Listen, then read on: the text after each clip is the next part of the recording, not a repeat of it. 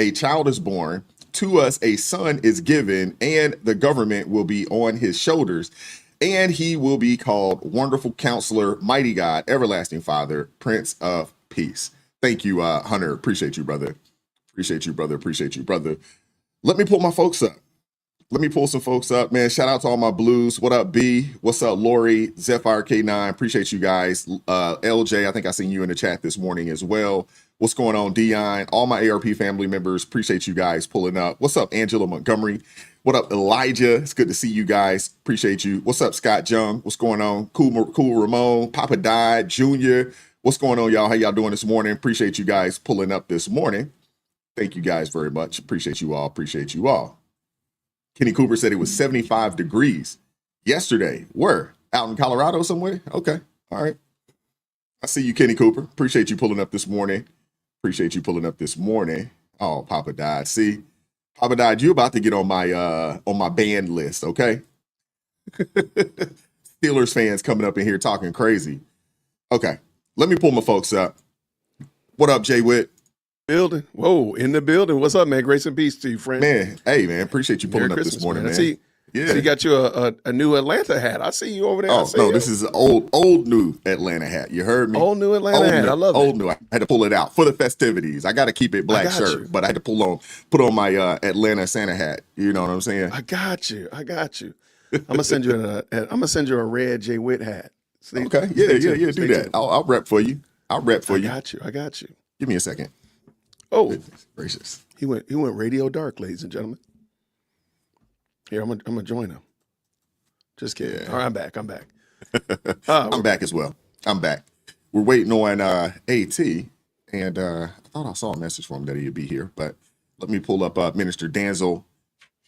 What's up, Minister Danzel? How you doing this morning, brother? Hey, good morning, family. Good to see you. What's going on? Oh man, look nice with the suit on. I appreciate you, Minister Danzel. Man, you are I'm awesome. To you today, man. I'm not going to see y'all till after Christmas. Man, you are awesome. You are awesome, man. We got Celeste in the building. Uh-oh. Good morning, everybody. Is that the reindeers? What is Yes, what is that going on? Those are drumsticks. We need to be festive. Yeah, he forgot his order to us. Yeah. Oh. We're supposed to come in. I didn't completely forget, but it did dawn on me this morning. I was like, hold up. And you know what? The other day I was looking for my ugly Christmas sweater, but I guess I got rid of it in the purge.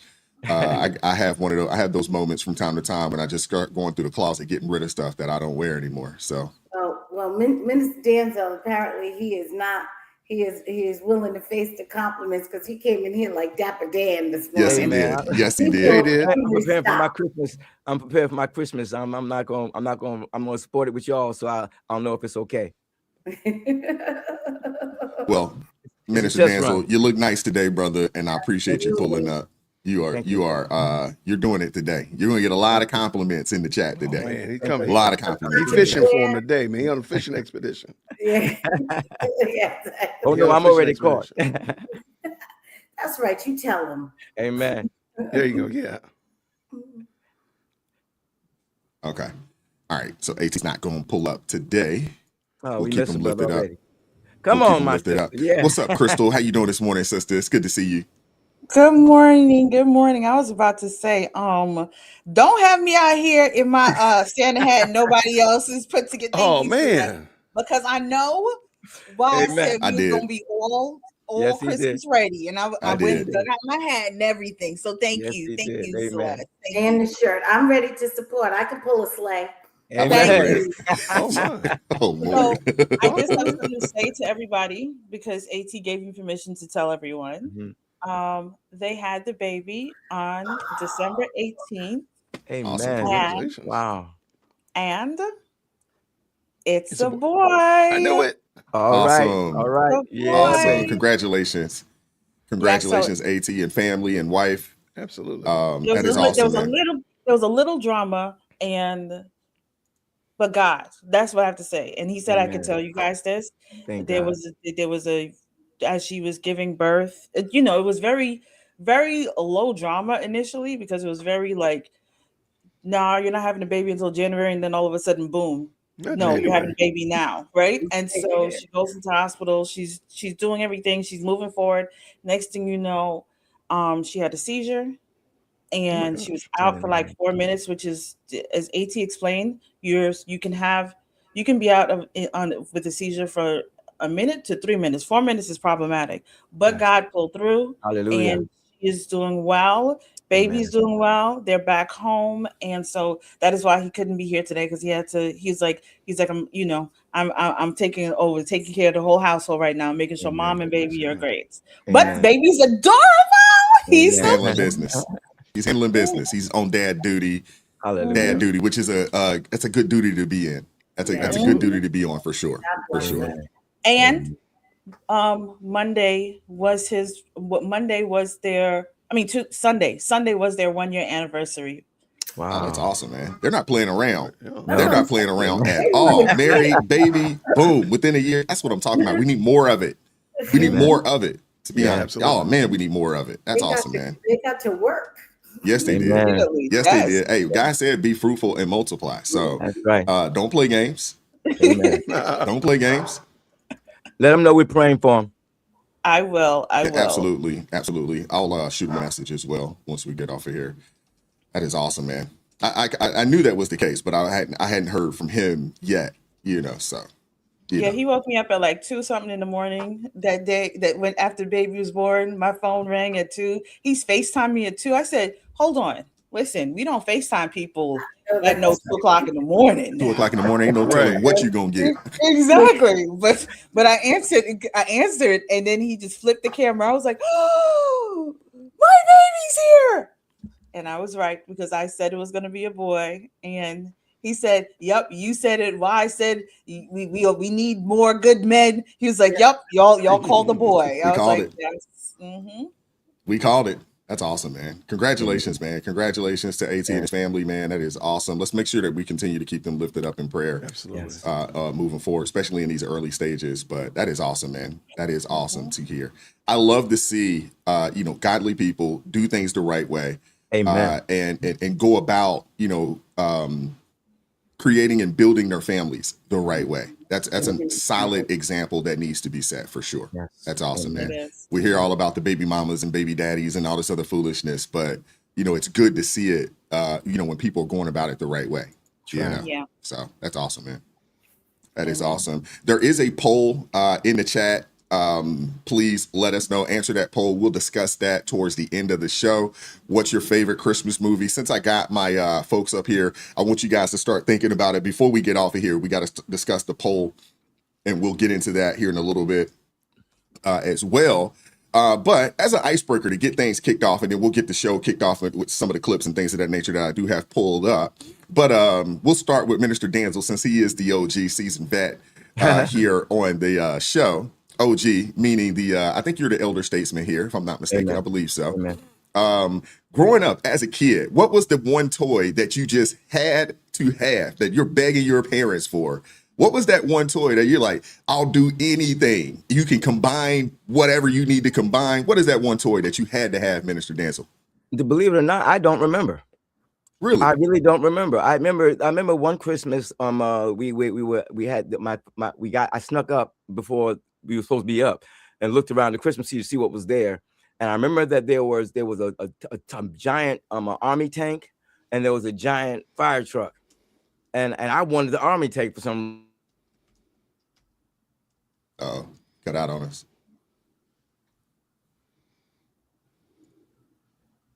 Yeah, it looks like he cut out on us. Okay. He on that Mom Donnie. He on that Mom Donnie Wi-Fi. Yeah, right. You froze up on us. Here we go. Lord.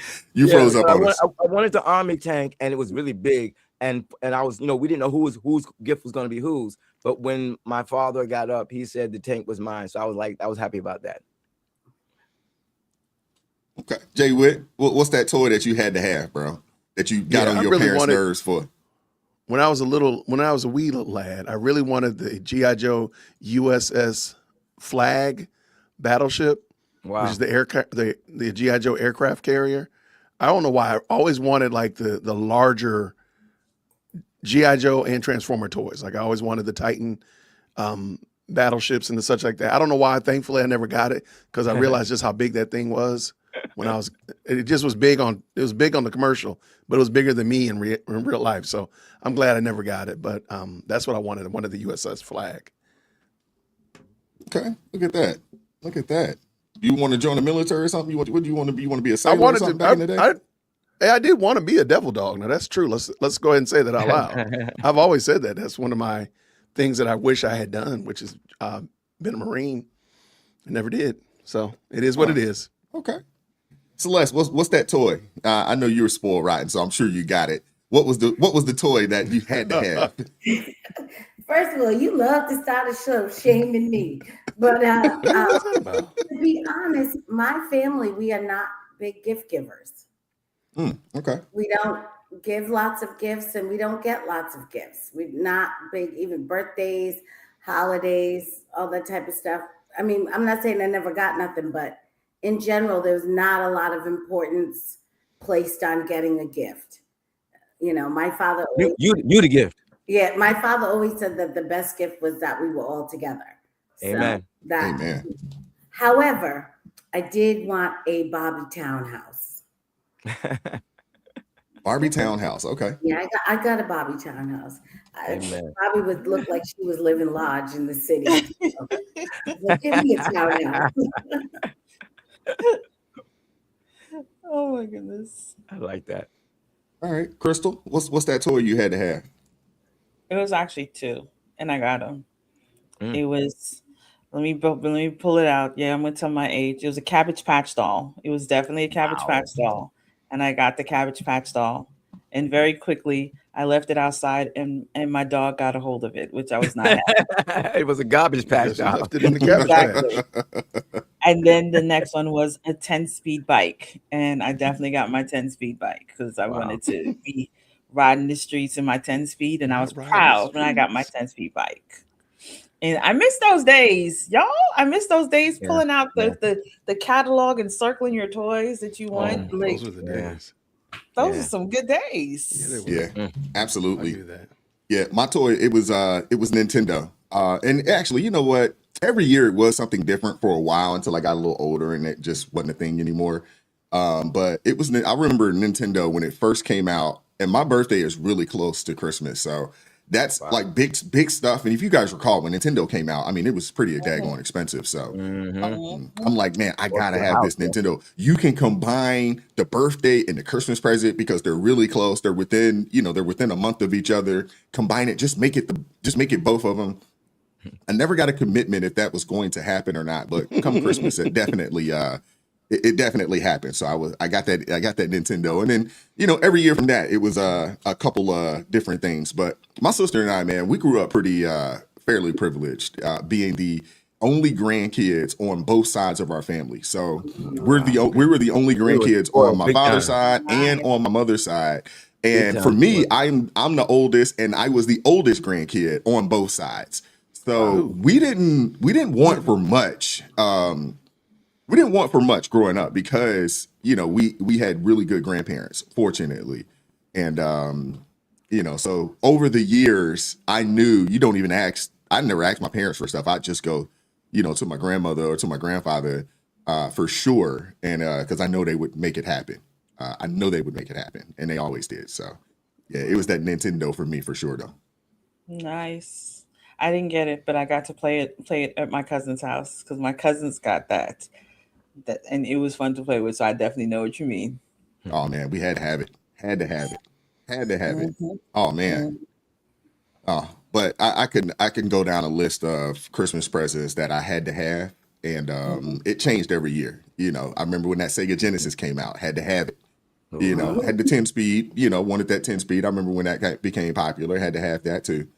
So seems like every year, man, I had to have it. But as I got older and what I did with my own kids, we kind of did the same thing as you, Celeste, is that we didn't get into the whole gift giving thing. I mean, we did the, tree and the presents and things of that nature, but we just didn't go overboard, like that. And now,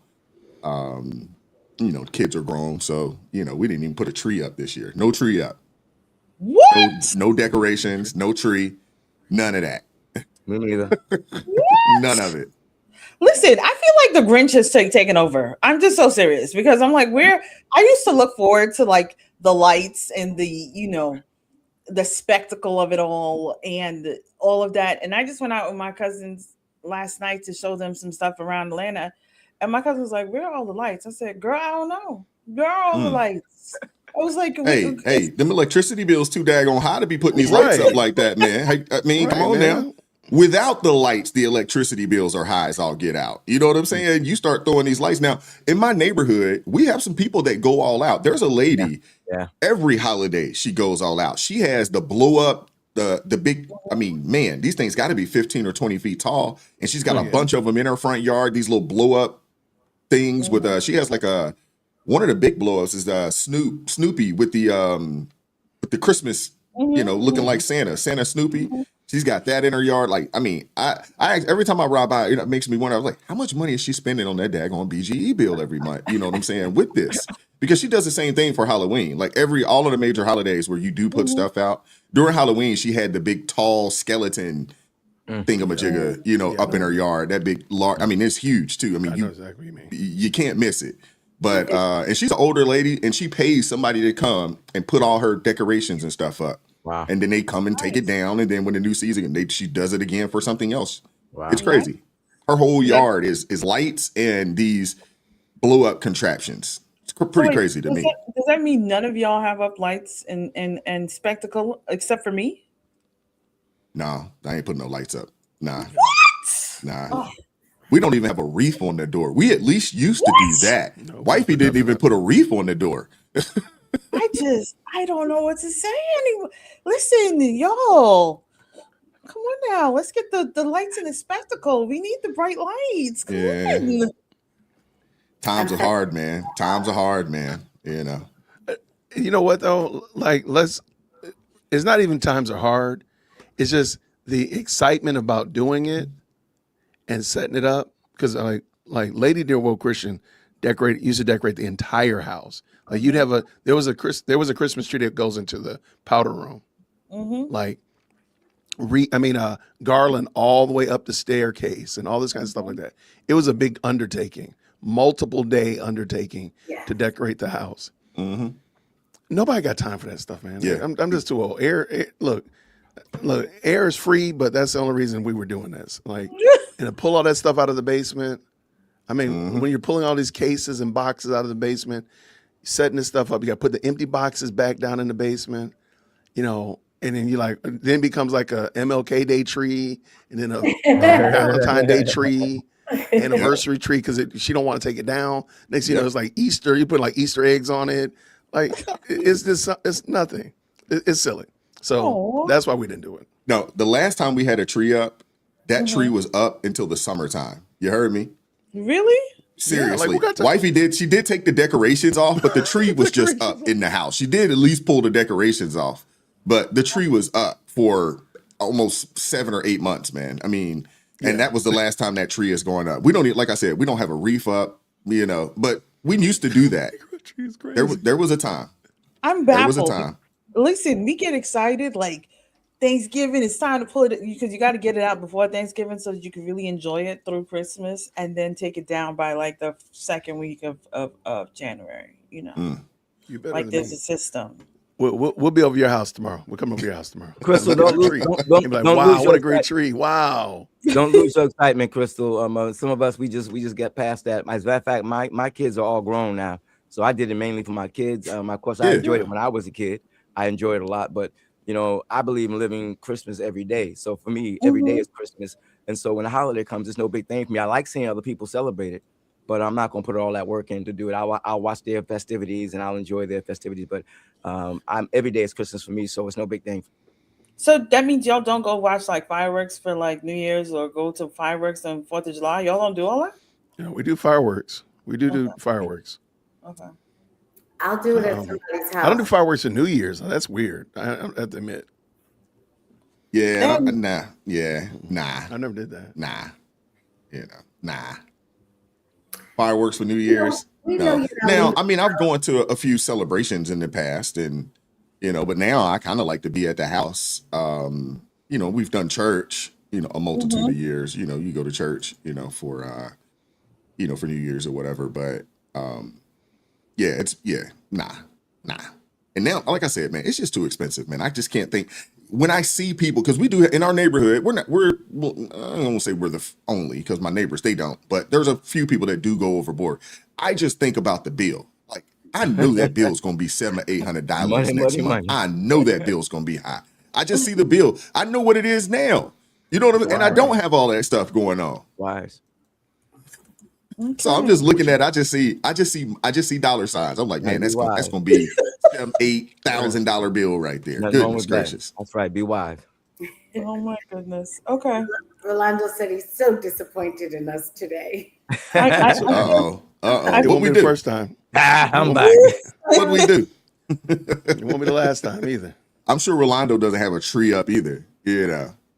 Or is it you know what? I'm not going there with him today. No. Let's get the show started, man. Hit the like button for me. Super chat, super thanks are greatly appreciated. Thank you guys so much for pulling up. Shout out to Eric Plummer coming through with the $2 super chat. Happy Tuesday. Is it People Series? Okay. Be more MAGA in here. Okay. See you, Eric. Okay. Appreciate you, brother. Shout out to Malachi coming through with the $2 super chat. Says greetings from Elizabethtown, Kentucky. 55 degrees out there. Okay. All right. This is actually supposed to warm up a little bit out here. So I think Christmas Day is actually going to be fairly nice out. So yeah. Steve Berge, don't encourage Rolando. Don't encourage him today. Don't encourage him. All right. We're going to get the show started. Before we get into the thumbnail and the title, I want to play this video for you guys. I don't know if you guys had a chance to see this from Ryan from ESPN and from the Pivot podcast, but he had mentioned something around being discriminated against in a Uber or a Lyft. He was talking about the music. I want to play this clip for you guys. I want to get your thoughts on it, and we'll go from there. Hit that like button for me, folks, if you haven't done so already. I'm tired of being musically profiled in Ubers. It's a Sunday. Go to walk my son's dog, get in the Uber. Just some regular, like, I think it was like pop or something was on. Man, as says hello, doesn't even ask me, he just changes the radio. First song, All Eyes on Me by Tupac. That's not even one of the songs I listen to from that album. Then he plays Many Men, right? 50 Cent. Right now I'm starting to realize there's a theme. Then he hit me with the Stay Scheming. Bro, you got to go pull Stay Scheming way off the pack for Ross and Drake. And I had enough when it got to Not Like Us. Like, you totally profiled me and said, this is the music this guy's like. And now I'm watching his lips as he lip sync because it's not even the edited version.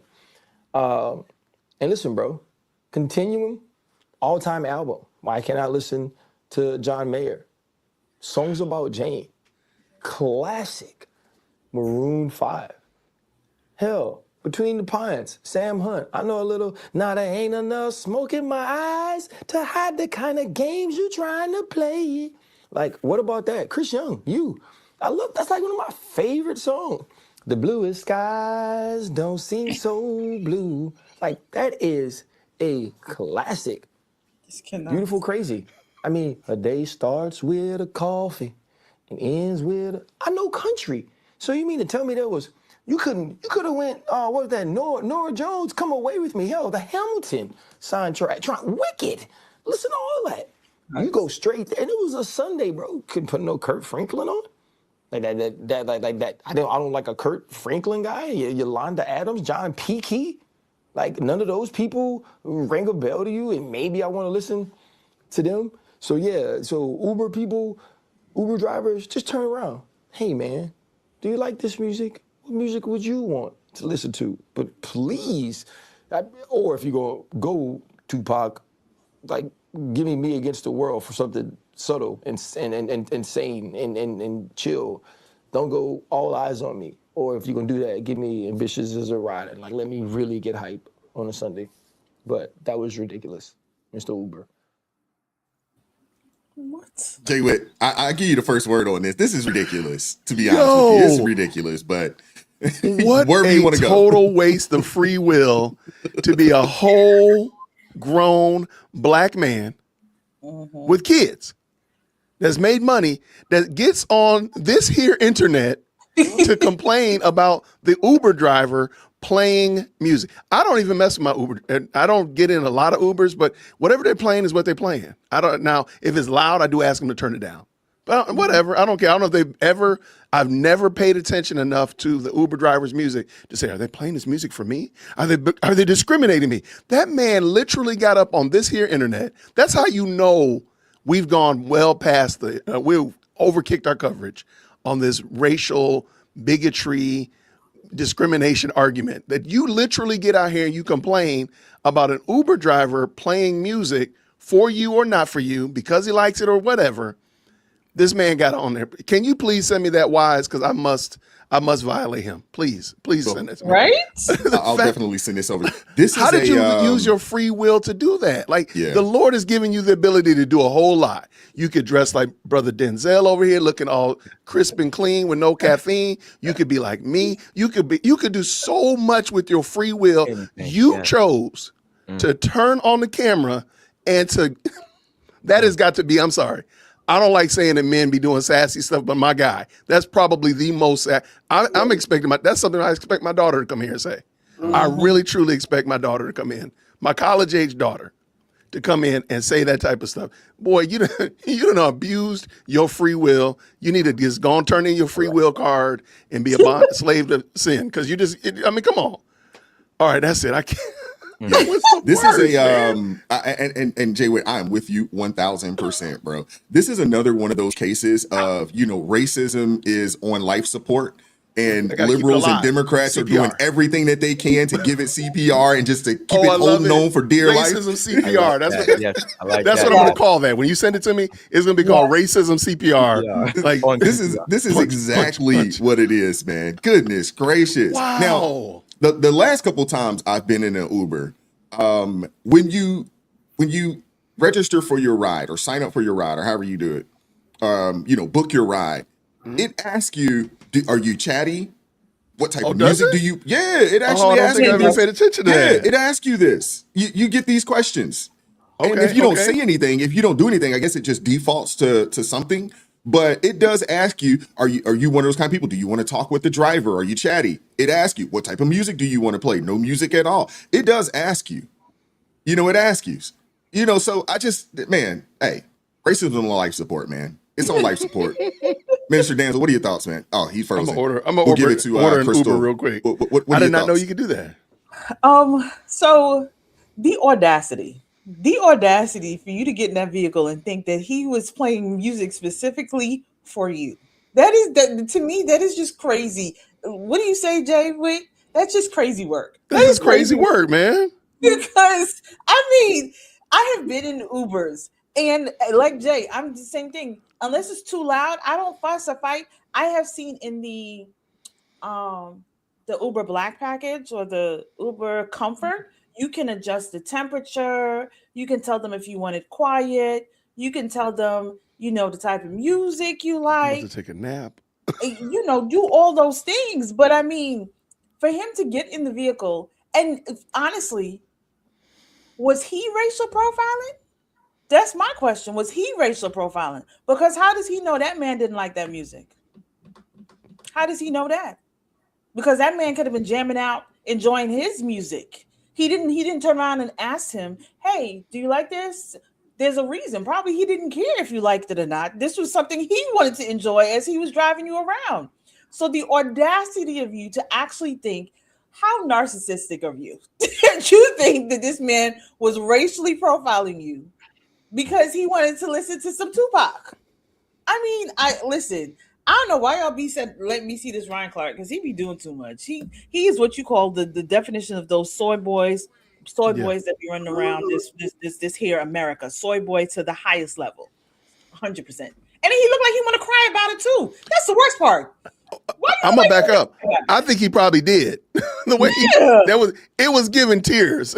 Tears on my pillow, pain in my heart. Exactly. But you about to cry about this? You about to cry? It did look like it. I'm like, bro, get your life together. Get your entire life together. Whole life, that's how get I it feel together. About it. Celeste, you want to get in? Yeah, this looked to me like somebody who is just dying to be a victim, that's having some victim withdrawals and said, "Oh, let me find a new way that I've been victimized." And I'm with Jay Witt and Crystal on this. It's given a lot of sass because you don't need to, men should not be that closely aligned to their feelings that they're aware of even the tiniest offenses. Oh yeah, even they don't miss one. You didn't miss a single offense. And I can't really believe that he was all that upset because he knew the name and the artist of every music. So it's clear Every song. you do like. If I was in an Uber and they had played half those songs for me, I don't know who them people are. I don't know what they're saying. He's talking about he's watching the mouth. He knew enough about it to know it was the uncut version. So you knew both versions. You well acquainted with the music. So if the driver did racially profile him, he profiled him accurately. Now, just to say there are other types of music you like. So he didn't profile you totally, but he certainly wasn't inaccurate. So I think it's all cap to begin with. It's just a way to show your sass and show how you want to make sure everybody knows that you didn't miss an offense. But beyond that, I will say it also shows how out of order we are. There was a time, I feel like in an Uber, everybody should play elevator music. Yes. You should not be trying to find out the individual dictates and tastes unless you want to now become a customized driving service where everybody can customize their experience in your car. And you got to be careful with that because some of their experiences may not be some things that you can do. So the safe bet always is just elevator music, give everyone a safe, quiet ride, and leave it at that. Would agree. Minister Denzel, I'll give you the last word on this. You like? Yeah, I just think that people are just too self-absorbed these days. With the social media, got people thinking everything's about them. Everything revolves around them, and they can't even live a normal life. I think that was a good wake-up call for him. Maybe him coming out and talking like that, he's gonna get a lot of shoot back. He's gonna get a lot of, so they're gonna fire back, and they're gonna bring him back to reality. So I hope that he gets some help for his condition.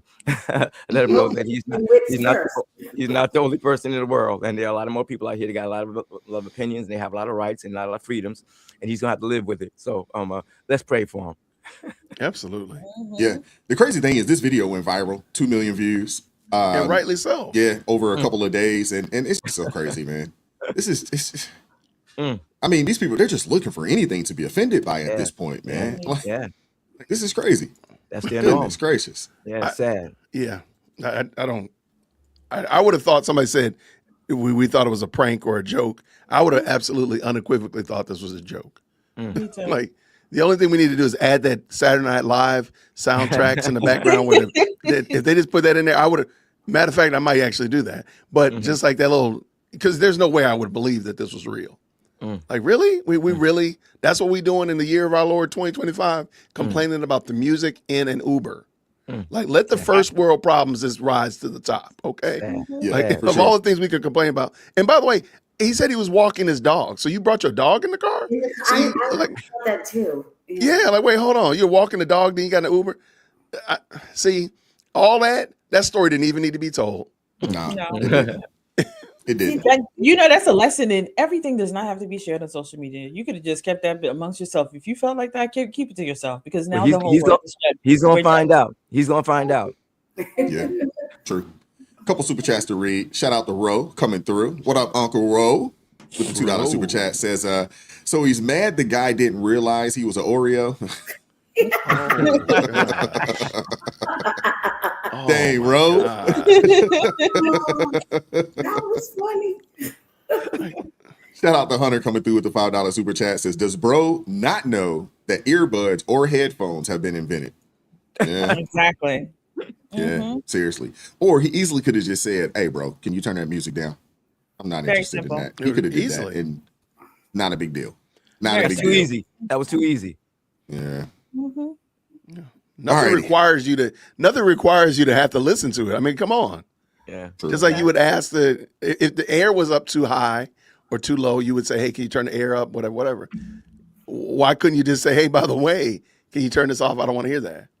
Yeah. Exactly. But no, I got to jump on this here internet and let the world know that I do not have the good emotional wherewithal to manage my feelings. Well, I mean, Please, he couldn't thank have you, been Wise, for that saying that. irate though. I mean, he let 4 or 5 songs play without. If you actually really felt a certain way, you don't listen to this music. You could easily say, "Hey, bro, can you turn that music down?" Or you could turn it off, or you could put something else Start on. talking to them. Yeah, or conversation, something. If you talk to them, they'll cut that music off real quick. But Yeah. resolution is not the idea. The resolution is never the issue. They want conflict. They like the conflict. They like the drama. They act like they don't want it, but they want it. Because the simple way to resolve that, as y'all just said, it's the easy way to resolve it. But he didn't want to resolve it. He wants to have something to talk about on social media. Yeah, Start singing. I Somebody think that said we have start a singing. lot of unhealthy people around that feel bad every day, and they walk around looking for a reason to justify their bad feeling. And that day, he decided that the reason was that he was what did he call musically profiled? He invented a whole term. Musically profiled is crazy. Yeah, I never even heard of that before. Never heard of such a thing. Oh my goodness! Oh, I love it. You Yeah, gotta be it's sad, careful with man. these people. They Sad. come to you broken. Yeah, but leave it to Ryan Clark though, man. I mean, this is his MO. This is who he is, though. You know, this is who he is. But let's keep it moving. Hit the like button for me if you haven't done so already. Appreciate you guys pulling up today. What's going on, Messy Michon? Appreciate you pulling up this morning as well. Hit that like button for me if you haven't done so already. You guys seen the thumbnail, seen the title. I want to play a couple clips. I actually have 2 clips I want to play. And we'll start with the fellas, here. And then I want to bring the ladies in because I want to play the rebuttal from Jasmine Crockett. So let me play this clip from JD Vance and a few others, and then we'll keep things going. We stand against treating anybody, and I love what Nikki said about this. We don't treat anybody different because of their race or their sex. So we have relegated DEI to the dustbin of history, which is exactly where it belongs.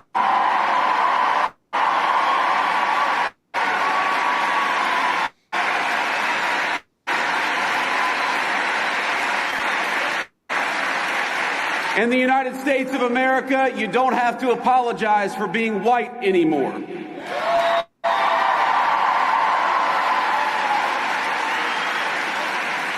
And if you're an Asian, you don't have to talk around your skin color when you're applying for college, because we judge people based on who they are, not on ethnicity and things they can't control.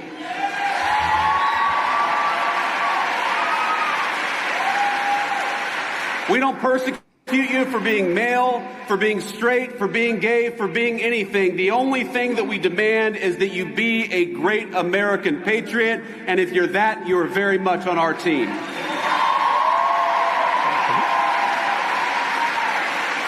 In the United States of America, you don't have to apologize for being white anymore.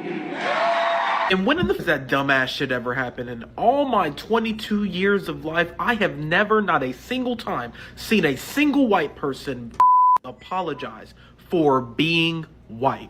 We can't even get you to admit that your ancestors enslaved my people. So you think that walking around apologizing for being white? Bitch, where do you live at? Where in the do you live at? Were these same white people that just voted in a racist who said that they would rather have that man in the presidency than a black woman, overqualified black woman? Where are these white people that are apologizing for being white? Because if white people were really that, oh my gosh, I'm so sorry for being white, they wouldn't do any white shit. Some white shit is voting in a racist to the presidency because you hate black people that much. So when is this dumbass shit ever happen? I need to know. Somebody let me know a single time that they have seen a white person apologize for being white, because I never seen no dumbass shit like that. Also attended Erica Kirk's Turning Point USA AmFest this weekend, and he decides to take the stage and come for Jasmine Crockett by saying, oh, she wants to be a senator. Oh, and her street girl persona is just as fake as her nails. Says the man that wears more mascara than his wife.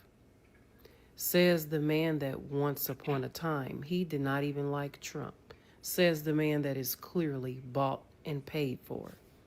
Because what happened to the J.D. Vance that didn't even like Trump? And these people continue to get up on stage, do interviews, and all they can do is come for someone else when clearly they don't even have it together themselves. And again, how do people continue to support these people? All they do is give. Putting this out there, telling people to sue? Because that's the question. Because discrimination is bad no matter who it is against. And do we all agree that discrimination on the basis of race or sex is bad? Can we all say yes? Mm-hmm. Yeah, of Harry, course. can you say yes to that? But I wanted to play that last clip there because I just thought it was just fitting for this right here. That was Carrie Champion on CNN being asked, hey, maybe we shouldn't be, hiring people solely off of race. And she would not answer that question. She just ignored it. I want to start with the fellas. Minister Danzel, we'll give you the first word. What are your thoughts? Well, this is what happens when you get your degree from the University of MSNBC and CNN and all of those leftist organizations. You come away with an inability to think critically. And so you get triggered by anything that's said that's rational or logical. And I think that's unfortunate. I tell you, we got our work cut out for us this year. This coming year, we really have to work hard on working with our people around us who are so dense that they can't recognize rational thinking when they hear it. They can't handle rational conversation. And this is widespread. I think that the danger is that this is just not just a few people. There's a whole lot of people out there who have been so inundated with leftist media and social media that that's the way they normally think. And the only cure for that is intelligent dialogue. That's why their side wants to shut down opportunity to have dialogue because that's their kryptonite. But that's the solution to this kind of madness. Jason? Yeah, that was really weird. Now, I have some concerns about TPUSA and AmFest. There's some things I wanted them to have done a little bit differently, but that's beside the point. I'm gonna let J.D. Vance have that. The young blood that came on after that, the dude using all the profanity, I think he demonstrates part of the problem that we see with the left. They're not able to convey their ideas without being just completely pornographic in their speech. They're not able to just say, let me explain to you what it is. It has to be gutter talk. It has to be backroom bar conversation. It can't be, let me just explain what I see as a difference. It has to be this bombastic. And we see it a lot with Jasmine. I think Jasmine Crockett brought a lot of that to the forefront and made it common parlance that, if I disagree with you, I'm dropping F-bombs. I'm calling you this. I'm doing that. And I'm not saying that people on the right don't do it, so please don't hear what I did not say. What I did say, however, is it became very commonplace, even on the news, to just be very open and pornographic in your speech. And I think that's part of what their problem is. They're not able to convey ideas in a meaningful way without being bombastic. I hate to say it, but I remember Malcolm X said it in the autobiography, like the inability to convey your ideas is evident in the fact that you use such language. And that's a very serious paraphrase, but that was the gist of it. And I'm like, dude, why can't you just convey your idea without cussing people out? Like, that's going to turn people off in your speech. And maybe you're right. You could have been right, but you turn people off by that. So anyway, that was just my little observation. So shout out to the rest. Yeah. I think a lot of it is, and Messi, she's absolutely right there. She said Gen Z definitely can't articulate themselves. And I think they struggle there. And it's something about that, the folks that are on TikTok, not all, but this is par for the course. This is the type of language and rhetoric that you will hear over on TikTok. I had to take that clip and because there was a whole lot in there, and I tried to get as much of it out as I could, but that was a struggle. That was a struggle. I want to play the rebuttal from Jasmine Crockett. And I want to get the ladies in on this. And then, fellas, if you guys want to add something, I'll allow you to do so. But let me play this clip for you guys. have a quote unquote street girl persona.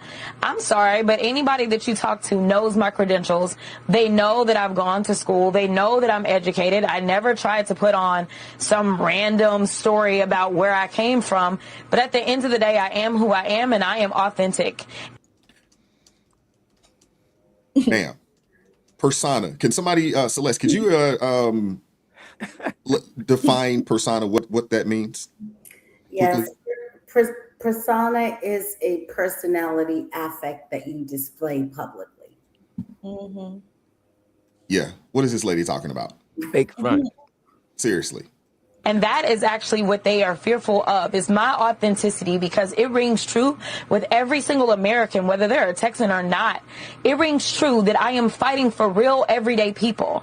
And instead of talking about policy, when you're talking about the record speaks for itself, baby, let's talk about your record. Because the only reason you're the vice president is because the current president tried to have his last president killed. Let's talk about qualifications. Let's talk about who has actually been fighting for people way before she ever ran for office, whether it was in the courtroom or if it was in the streets, making sure those that were out there wanting to exercise their constitutional right to come together and protest injustices. I was representing pro bono people that were getting arrested as they were out in the streets. So listen, I don't have time for him and their games. They are scared, and they should be scared. I need Texans to focus in. I need them to think about the fact that our 2 senators literally just voted against extending the Affordable Care Act tax subsidies that would help almost an additional almost 4 million people that are on the marketplace. In a state where we have 5 million that are completely uninsured, they basically are trying to put another 4 million people off of their insurance. And this is before we endure the cuts that are coming because of the big ugly bill, where we know 17 million people in this country are going to lose their health care. Listen, I'm staying focused. I'm not going to be distracted. And when they can tell me about their policies that are helping Texans, then we can have a conversation. Until then, take whatever shots you want to take at me, because I have been a black woman my entire life. I promise you, there are other people just like J.D. Vance who have tried to do the same racist tropes my entire life, and somehow I ascended and became a U.S. Congresswoman. It will not be different when I become a U.S. Senator, and we can have a conversation when I get to the Senate floor if he wants to talk. Celeste, I'll give you the first word on this. You can go wherever you'd like to go. Well, I tell you all the time, she's exhausting. The whole situation is exhausting. We are absolutely in a war of ideologies. So when people talk about there's a civil war, there is an ideological civil war going on first. There is one side, which side I'm on, which wants to make sure that constitutional rights are secured. There's another side that wants to make sure that special rights are secured. And the problem with special rights are that special rights can be given and taken away. They go with the wind as politics and policies and cultural fashions change. This group can be in favor, and then another group gets in power, and another group is then in favor, and therefore what rights are not guaranteed. When you have rights that are granted to you by God and secured for you by the Constitution, those rights are guaranteed. But the other side of the argument does not want to have to guarantee your rights. They want you to have to get your rights as trade for something you give to them. And what they want to do is tear this system down so they can get in the barter system that they have always desired, which is they want to be able to trade your rights. Well, we'll give you rights if you do this for us. We'll give you rights if you do this for us. And so they hide behind the mask, or shall I say the collective persona of we care about this group of people and we care about that group of people. And the only thing they really care about is trying to use and promote special rights so they can finally get to, which is their actual goal, which is to be able to say no rights are guaranteed. They're all going to be given and taken away based on whoever's in power, which they believe they can capture centers of power and have them forever, and therefore you will always be subject to them for their rights. Our founding fathers knew this. They had seen this because this had been the way of the world since the beginning of time, and they decided to depart from that and do something new, which is our constitutionally guaranteed rights. We got to be very suspicious of people who are trying to advocate for special rights for anyone. And I don't care how great the cause is and how sympathetic we may be to the persons involved. You cannot give special rights. Crystal, I'll give you the next word. Love it. The Bible says in Proverbs 6:16-19, it says, there are 6 things the Lord hates. No, 7 things he detests. Haughty eyes, a lying tongue, hands that kill the innocent, a heart that plots evil, feet that race to do wrong, a false witness who pours out lies, a person who sows discord in a family. Jasmine actually covers just about every one of those things the Lord hates. And I think she needs to go revisit the scriptures because she embodies exactly a good portion of that. The thing with Jasmine Crockett is, we saw what Jasmine was when we first met her. Everyone goes back to the old clips of her. The old clips of her that she never spoke like that. She never carried herself like that. She never behaved as such. And she's upset because JD Vance said that her fake persona is as fake as her nails. But nothing that he said was wrong because your persona is not real. What you are giving the world is not real. That is not who you are. And people want to talk about how overqualified you are, but no one can see that because of all your gutter bunny behavior. What do you expect? Everybody's going to see your gutter bunny behavior because that is what you want people to see. You don't want people to see that you have any kind of intelligence and that you know what you're doing. You don't want people to see your accolades. You want people to see that you are some gutter bunny off the street that always popping her mouth, shaking her head, cussing somebody. That is what she likes to do. She likes to portray that gutter bunny behavior. So you can't get upset when somebody calls out that bad behavior because that's who you want the world to know you as. And my problem with her is that she does this and then she turns around and then wants to play like, well, no, all that I've done. Again, please list all of the things that you got to accomplish for TX30 that I missed. Because I've been going through and looking through TX30 to see the things that you TX30 in the building. Exactly, for what they needed done for their community. I'm trying to see what you have got accomplished. If you so overqualified, why wasn't anything accomplished for the place that you represent? This is your community. Why haven't you done anything? I'm so confused. You can't yell overqualified and you have done nothing. Like that those two don't go together. That means you are not qualified. Then when she talked about the last president tried to have the other president, the current president tried to have the last president taken out. I'm sorry. Did I miss? Was Joe Biden the one in Butler? Or did I miss something? Because I'm sure how Butler will look. It was Trump who's got clipped. It wasn't Biden. But again, her lying tongue. She doesn't even know how to. It's like, listen, it just oozes out of her. Lies just ooze out of her. She doesn't know what else to do but to lie.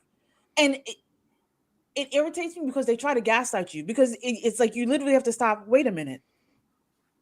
Wait, who killed who? My whole entire TikTok feed was like, who she said tried to take who? Because we were confused. Are you trying to switch it? Like, did I miss something? And the last thing I'll say is that little 22-year-old, he knows nada. Him and that other girl that you had. Because I already told you I was in the liberal movement. I was on the left before I came to the right. And I'm gonna tell y'all right now, white people found themselves apologizing all the time. In fact, the whole liberal movement is a bunch of white people apologizing for their whiteness. Yes. They constantly, we would start meetings. When I used to work in a nonprofit organizations, white people would get up to apologize for their whiteness constantly. And it used to all the time. Yeah. Like, why are you apologizing? I know a woman, and I had to chastise her because she had the audacity to say that she has a little boy, and she said, I have to tell my son that he has to be in a constant state of apology for being a white man. It is wrong for him being born as a white man, and he needs to acknowledge his whiteness and how that is horrible to this world. And I was just like, why would you tell your newborn baby that? I'm confused. Why would you tell your little boy to hate himself, to apologize for how God made him? Why would you do that? So when he says exactly what he says in his whole 22 years on this earth, exactly, you only been on this earth 22 years. You lack wisdom. You know nothing about what goes on in this world. That is why you can make a statement like that. The truth of the matter is that liberal movement is toxic. They lie a lot.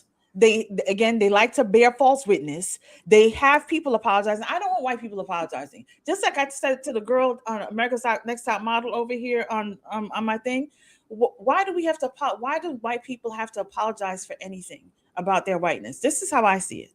If I have to tear a white person down to lift myself up, then I must think I'm in the gutter, because that's the only reason why you have to tear somebody down so you can lift yourself up.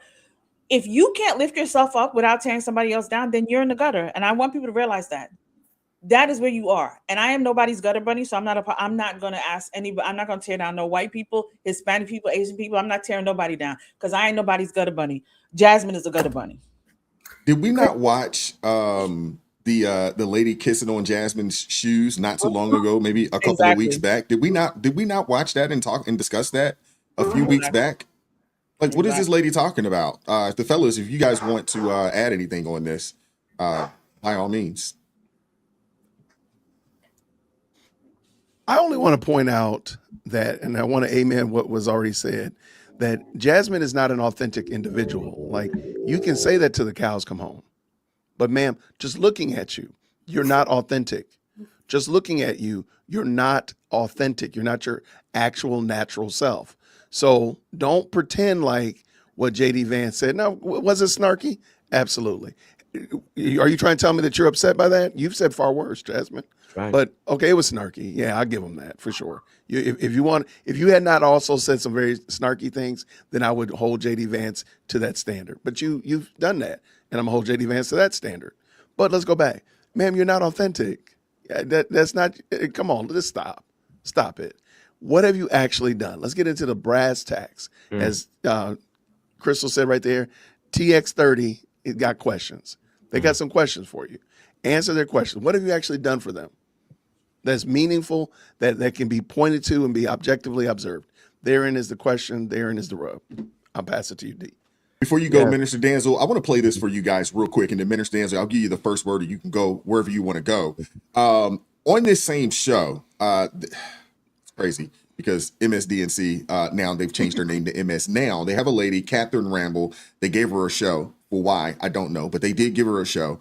And she was in this interview. She was interviewing Jasmine Crockett, and she gave her an opportunity to kind of lay out her policy agenda.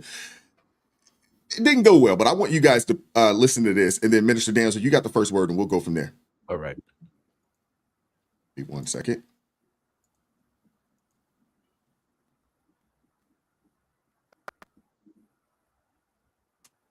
Congresswoman, I'm so glad you brought up policy. I went back and I watched your launch speech about your campaign for Senate, and a lot of it was talking about the back and forth with Trump and other people who have put you down over the years, but there really wasn't that much about policy, so I want to give you the opportunity now to talk a little bit about that. Affordability is on everyone's minds. You talked about extending the ACA subsidies. Can you give us, like, a couple of other examples of policies that you would fight for to help Texans, your constituents, on affordability issues if you were granted a seat in the Senate? Yeah, so first of all, I think we need to raise the minimum wage. We have not done that in a national way, and so Texas is not taking it upon themselves, so the minimum wage is still $7.25. We can start to go ahead and put more money into working people's pockets, and whether you're a minimum wage worker or otherwise, we know that once you raise the minimum wage, everyone else's wages go up. We know that costs are going up to the extent that we know that when people were showing up in those food lines as the president was sending $40 billion over to Argentina instead of making sure that people that are supposed to get their SNAP benefits had their money, we know that there were a lot of working class people.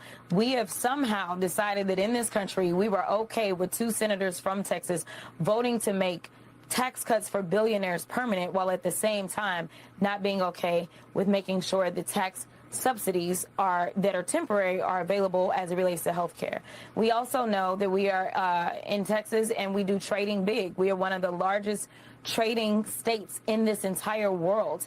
And with that, we know that we are experiencing record bankruptcies from a lot of our small businesses because of the tariff policies that this president has decided he wanted to implement. It is time to rein him in. It is time to implement some sort of checks and balances because he has exceeded his power. We also know that ultimately, when I came down to making this decision, the Senate is the one that actually has oversight over the Supreme Court. It is time for us to actually exercise some oversight. And this is the only court, the highest court in the land. It's the only one that does not have any type of ethics that they have to follow. I think that we need to look at that. In addition to the fact, anyone who gets a lifetime appointment has to go through the Senate. And so it's time for us to make sure that we have someone who has been in those courtrooms and can make sure that the right judges are on the benches. Wow. Boy, I need about an hour to go through all of the crazy that she just spewed. However, I gotta say this. These people seem to forget that there are video records of their comments. There are video records of their actions. They don't, and this is the thing that blows my mind about and why we are in this constant argument with these people. And I mean, I know a lot of my brothers and sisters, some are even Christians, who don't get just how much they've been brainwashed by the left and how unwilling they are to actually sit down in their spare time and look at some of the conservative presentations about what these people are saying and doing, so that they're outside of that bubble and they can see what's really going on. Because if anybody that does not recognize the kind of person that Jasmine Crockett is, they're not living on planet Earth. At least not in their mind, they're not. Because she's got too much evidence out there that condemns her. And so, again, I keep saying that we have our work cut out for us. I think some of us we need to have some programs where every time a liberal leftist Democrat gets on the media and says something, they need to have an instant response to someone else repeating it and then showing what they actually mean and what they actually said and what they actually did. Because unfortunately, their people don't get how wicked they are and how deceptive they are and how often they use gaslighting to make their people think that they're the cream of the crop when they're the bottom of the barrel. I mean, it's really bad. This is really bad. And they do it with such confidence, and I said before that they will tell you a lie, have their lie exposed, and then they'll tell you the lie again as if the lie hadn't been exposed. That's how serious this is how dedicated they are to their ignorant followers who don't seem to get that. And we have our program, this program here, all of the programs that you guys are doing, they have plenty of material out there if they really want to get the truth. And yet, Jasmine is still a popular person. And she had the audacity to think that she can run for Senate. Why is she thinking that way? Because there's a whole lot of fools out there that's believing that stuff and still following that and drinking the Kool-Aid. This is the danger. And again, I keep saying that this is not a small number of people.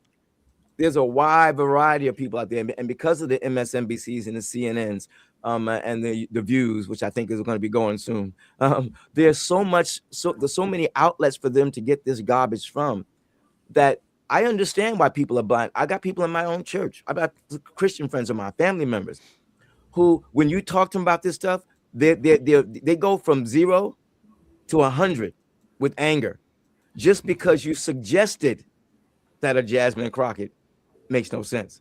Just because you suggested that there's no such thing as systemic racism. It drives them crazy. So when are we going to start calling this a mental health issue? That's my question. When are we going to start calling it a mental health issue and start helping these people out mentally because they need some medication or something? But the best solution is intelligent dialogue and forcing them to think through what they're saying. And it takes time. Unfortunately, we have to do it that way. Yeah. Anybody else want to add anything, or we can kind of keep it moving if you guys would like? I can say one quick thing. We should get very used to hearing these talking points. That, as I said before, Democrats govern nationally. So they've got a term now that they can package called the affordability crisis. And in the places where Democrats rule, there is an affordability crisis. Most cities are more and more, they're affordable now and becoming more and more unaffordable. So the issue is not that there is an affordability crisis because Republicans are going to have to find some kind of defense for this because there is an affordability crisis. The problem is that they caused. Connect the affordability crisis with their policies. They have somehow managed to talk to their voters and tell them that this affordability crisis is some magic that appeared out of the sky that has no history and that has no linkage to the Melchizedek policies, that right? no connection to the policies that they've created. Republicans are going to have to be able to show that the reason you can't afford anything is because of the regulations and the governance of these very people. And if they don't do that, they will not win the midterms, and 2028 is in jeopardy. So be prepared, get ready. This is not a flash in the pan. They have nothing else. The affordability crisis, and their voters are suffering under one, and they don't know why. We have to tell them why. Celeste, you're absolutely right, Celeste. It's going to take us, and honestly, I think it's also going to take the Republican Party and their messaging next year and going into the 2028 election. But I don't even want to focus on 2028 right now. We got to focus on 26, and we got to talk about the policies that have been put in place to help lower, or I guess, lower, the affordability, but we also got to make sure that folks have an understanding as to who to blame for the affordability crisis. So both things need to be done, because you have a lot of people that if they only watch mainstream media, they believe that, hey, the reason we're in the situation we're in right now when it comes to affordability is because of President Trump. And last time I checked, the previous 4 years was probably the most expensive that it's been in our country, at least in my, lifetime as an adult paying bills. I would assume, I guess my grandparents would probably say something different in the 70s when things got really crazy with the embargo, the oil embargo and things of that nature. But we got to make sure that the finger is being pointed at the right people. And it can't just be, well, it's not us, it's them. You got to come with the receipts as well. Got to document it. That's right. You got to come with the receipts. Just like you did saying that you had people in food lines. Ma'am, if I'm not mistaken, the Democrats are the one who decided that they will keep y'all starving until they get what they wanted. So again, and they lied about that. They like to rewrite history. Like we don't have it right here to show that you were the ones who said we would rather them starve so that we can get what we want. All of y'all were saying that. So don't turn around and say, oh no, the Republicans have a starving. No, they don't. Y'all do. And we have to make it our business to call it all out. Didn't they lie and say that it was the Republicans that were holding up the money when they were the ones holding up the money? Yeah. I mean, the blatant lying. Yeah. The blatant lying has to be exposed. I'm so with you, Celeste, and y'all. We have to document this, Brother Wise. You're right. We have to document this and make it clear who's really caused the problem and who's really causing the problem, because that's where their power is at. Yeah. They're convincing their constituency that it's the other side that's causing all the problems. That's where their power is at. Once you pull that rug up from under them, they have no place to go. Mm-hmm. You're absolutely right. J.D. Vance, I think he was nice when he said that Jasmine Crockett was fake as nails. Had he said she is fake as that wig she has on her head, that would have done it. That would have done it. Hey, he might have exploded TikTok if he would have said that, though. That would have been on repeat. What you talking about? That would have been on repeat. That would have been crazy. Could he have got away with that? Jay Witt? Hey man, she's fake, man. She's fake. That wig, those wigs she be wearing. Could he have got away with that? No, I don't think so. But I also don't think he needed to go there. But nah, he didn't. I don't think. And I've said this has been my critique about the Trump presidency. They do get into the weeds and into the gutter a little bit too much, in my opinion. Agreed. You know what, Jay Witt? I agree with you, bro. But at the same time, for years, people on the right have been taking the high road when the left goes low, and they kept going lower and lower and lower and lower. Finally, hey, if they all want to get in the mud and fight, we got to get in there in the mud and fight with you, bro. I totally get you. I agree. But there's some things I would rather Trump and the administration work on besides trying to go back and forth in Twitter, back and forth in the stuff like that. Why don't you just show and prove? Like resolve some of these issues that a lot of people are dealing with right now. And if you just dealt with gas prices, let's use that as an example, then you can get to the gutters. If you dealt with some of these other issues that really have a chokehold on the American people, all American people, and then you want to get into a little Twitter back and forth, I can rock with you. Amen. But we still playing these doggone, magnum cum laude gas prices, and you in the gutter? Like, come on, like, can we meet them there? That's my only pushback. Amen. No, satire is very effective, but it has to be done intelligently and it has to be done appropriately, because when it's not done effectively, when you look like they do, then you're accused of being like they are. So we definitely have to use wisdom in our satire and really nail them, but do it classy. Amen. Because that way they have no place to go. They can't survive that. It's hard to say Jasmine Crockett hasn't produced anything, and there are things that we want you to have produced, and you busy getting into a street fight with Jasmine Crockett, who we don't believe has produced anything. But sir, we need you to produce some things as well. Not saying they didn't produce anything, but that's all. I think you separate yourselves, then the sarcasm really stings like it should. Yes, there you go. I agree, and I do understand the sentiment. I definitely do. But what we do understand is that we live in a world of sound bites and clips. And we also live in a world where mainstream media is, Democrat, liberal ran, and they push propaganda for one side. If it was actually fair and balanced, like the coverage across the board, if it was fair and balanced, I would definitely, be with you guys, I guess 100%. But because it's not fair and balanced when it comes to the reporting, what we do know is that we have one side that can do whatever. They can say whatever. They can go as low as they feel they need to go. And they'll go lower if they feel like they have to.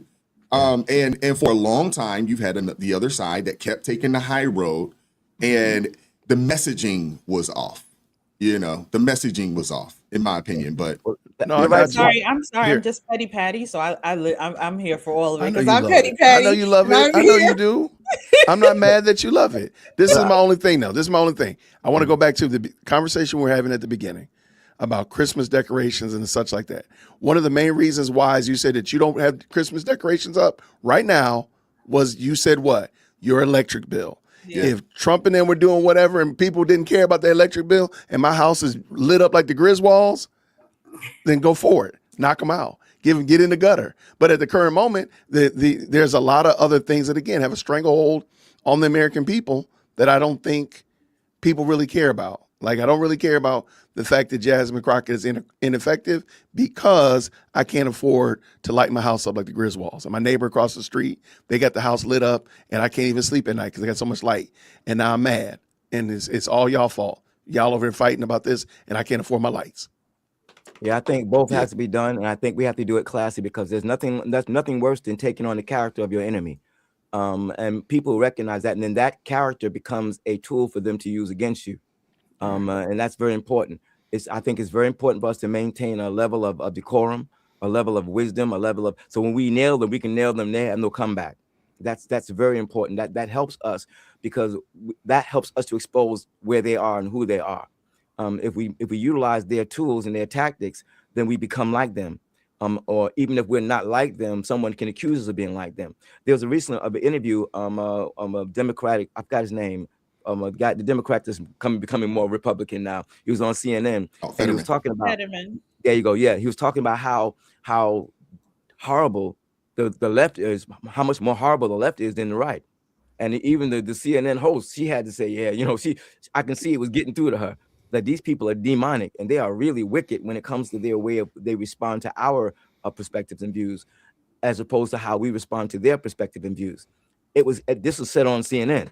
So it's being noticed. It's being noticed that they're crazier. They're much crazier. You saw what happened when Charlie got shot. How wonderful, how happy they were about it. That's normal for them. So we can't let ourselves go down to their level. We got to keep it sharp, though. I think I'm with you, Wise. We got to be sharp. We got to nail them. We got to let them know how stupid they are. Jesus did it. He did it. He was not about. He called Herod a fox. He called the scribes and Pharisees hypocrites. He called them serpents and offspring of vipers. He wasn't shy. Amen. But he still did it with class. And when he got through, people knew who they were and what they were. and they couldn't accuse him of anything negative. Powerful. Yeah. I'm there with you. I'm still with Crystal. I'm on the petty patty side of things. I'm still there. Get petty with him, you know, from time to time. Let it be petty. Let it be petty. Let there be pettiness. We praying for you. We praying for you. Shout out to Message Machine coming through. Been a member for a month. Shout out to the panel and chat. Happy holidays. Merry Christmas to you, sister. Thank you very much. Thank you, Brother Jay Witt, for gifting 10 ARP family memberships. Get up in there. Appreciate you, brother. Appreciate you, brother. If you did receive one of those, make sure you show Jay Witt some love. Show him some love. Shout out to Malachi coming through with the $2 super sticker. Appreciate you, brother. Shout out to Quincy coming through with the $5 super chat. Says, I'm withholding my like till Die Hard is represented in the movie poll. Oh, okay. I'll have to update that. We'll talk about it. We'll talk about it, Quincy. Appreciate you, brother. Shout out to Hunter coming through with the $20 super chat. Says, I don't need to apologize for nothing, and Kooky Crackpot can't tell me what it is. I thank God for the way he made me. I am also part Native American and South American. Is she going to say those sides of me are a problem too? Oh, okay. Shout out to you, Hunter. Appreciate you, brother. Shout out to LJ coming through with a $2 super chat. Wise back to thugging and bugging. Oh, no. We're never going back there. You ain't going back? Don't go back. No, I don't want to go back there, man. Shout out to Deb coming through with the $10 super chat. Says, Merry Christmas to my ARP family. Love rocking with you all. Thank you, Deb. Thank you. Appreciate you, Deb. Oh, all righty. We're going to keep it moving. Okay. So there is a Chinese, I don't know if he's a Chinese American or if he's, just Chinese, but he basically is calling out spoiled Americans. And he's explaining why Chinese people prefer to come to the United States of America. I want to play this clip for you guys, and we'll keep it moving. I don't know why Chinese people move to US. Because life is easy in US. Like, to go to university here, like the top Harvard, Princeton, all these fancy universities, it's much easier to get into these universities compared to top universities in China. Because in China, the entry exam is extremely fair, but also very difficult. So it doesn't matter what family connection, how much money you have, you can't make it to those schools by those, other assets besides the test itself. Where in US, you basically just need money and connection, then you can make it anywhere. And then the jobs. In China, really good jobs are difficult to find. And you work super hard for years and years, right? There's like a working culture that's like, 9 to 9, 6 days a week. Where in US, there are a few companies that does that, but you're not working that much hour. And you get a lot more salary and stocks, essentially, as an award. Versus China, you get a good salary relative to your income, your cost of living. But it's not as much as US. So people move to US because life is easier. And most Americans don't realize that because you have it so easy for decades and decades. For certain people, not everyone. But that's why. And this is why I actually think it's so important to do business with China. And because basically you have a country that is brewing and super competitive in everything. Whatever comes out of there, you take it to the rest of the world, it would just be like a superstar, So whatever imports you want to bring in, whatever services you want to bring from China to the rest of the world, you just become a superstar. I can just give you my personal experience. I moved to Canada when I was 10. I just turned 10. So grade 5. I was probably the dumbest kid in class in China. I was barely passing. I was not a good student. When I moved to Canada, I was the smartest kid. I was a couple grades ahead. I was doing math that was so complicated. Everyone was oh my God. The teachers asked me to go to the front of class and like show what I did. I was like, oh, okay, all right. And it's funny, after I sat down, there was a Russian kid, really nice guy, blonde hair, blue eye. He's like, I knew this too. I just pretend I don't know them, so fitting. I was like, oh, interesting. Wow. Crystal, I'll give you the first word on this, man. What are your thoughts? I mean, he's 100% right. I can't even argue. I can't even say what he says is wrong because I was you know, my family's from Trinidad, and even in Trinidad, the entrance exams for the different levels in school is extremely hard. It's not something that you can breeze by. I don't even think they believe in what do you call it? No Child Left Behind. They don't believe in that. You look at the children because I always show these, like I sit and watch the videos with my daughter and stuff like that, and these little kids in like I want to say they're not even in second grade yet, and they're sitting there learning how to hand-eye coordination. They're learning how to cook. They're learning all kinds of stuff in China that American children are not even close to even comprehending. So I understand why he says it's easier, because it is easier. You know that in America, definitely connection and power, connection and money can get you into college. There are a lot of people that are legacy students in schools because their parents, have a lot of money. They gave an endowment here. They did this over there. They've done so much. So even if your child is a total failure, they're going to get into Harvard. They're going to get into one of these Ivy League schools because they are your child and you've given a lot of money to the school. I can't even, like I said, I can't even argue with anything he says because I always say this, and y'all know I love to say this, because people haven't touched the grass, they have no idea what happens outside of the United States. So they have no idea how much harder it is outside. And that is why as much as you see the younger generation that's coming up and they talk about how much they hate America and America's such a horrible place and so on and so forth about America, I'm like, you have no idea what it's like outside of the US. That's why you can say that. If you had to go and live in these other countries, work in these other countries, get education systems in these other countries, you will be begging to come back to America. You will be begging. We still have that video of that girl that decided that when Trump office, she was running to Africa and because she gonna be there with her people, and then she was begging to come back to America because she was like, hold on, it's a little different out here. Over here a little bit tough. So I just want people to understand, enjoy the country that you live in, the freedoms that you have, and all the things, because in reality, outside of these here United States, it is not easy at all. I mean, I again, I know that entrance exams and things like that people have to do in other countries, and it's not easy at all. Yeah, Crystal, you're absolutely right. I don't think people understand that in order to get into college in a lot of countries, they're identifying students very early. They have a track that they send them through once they hit, I guess about that teenage, time frame, 13, 14 years old. And they have these placement exams, but they kind of have identified probably by about 11, 12, 13, who their doctors, who their engineers, who their scientists are. And because most countries don't have a true middle class the way that we have, and we don't have most countries don't have the safety nets that we have either, and so you have to compete, and it's extremely competitive, and that's something that we've lost here in our nation because we have it so good, and we just don't want to compete, and we don't understand that we're not competing just here in the country. It's actually it's global competition now. You're competing against the world. And so many of us don't understand it, and we don't understand how good we have it.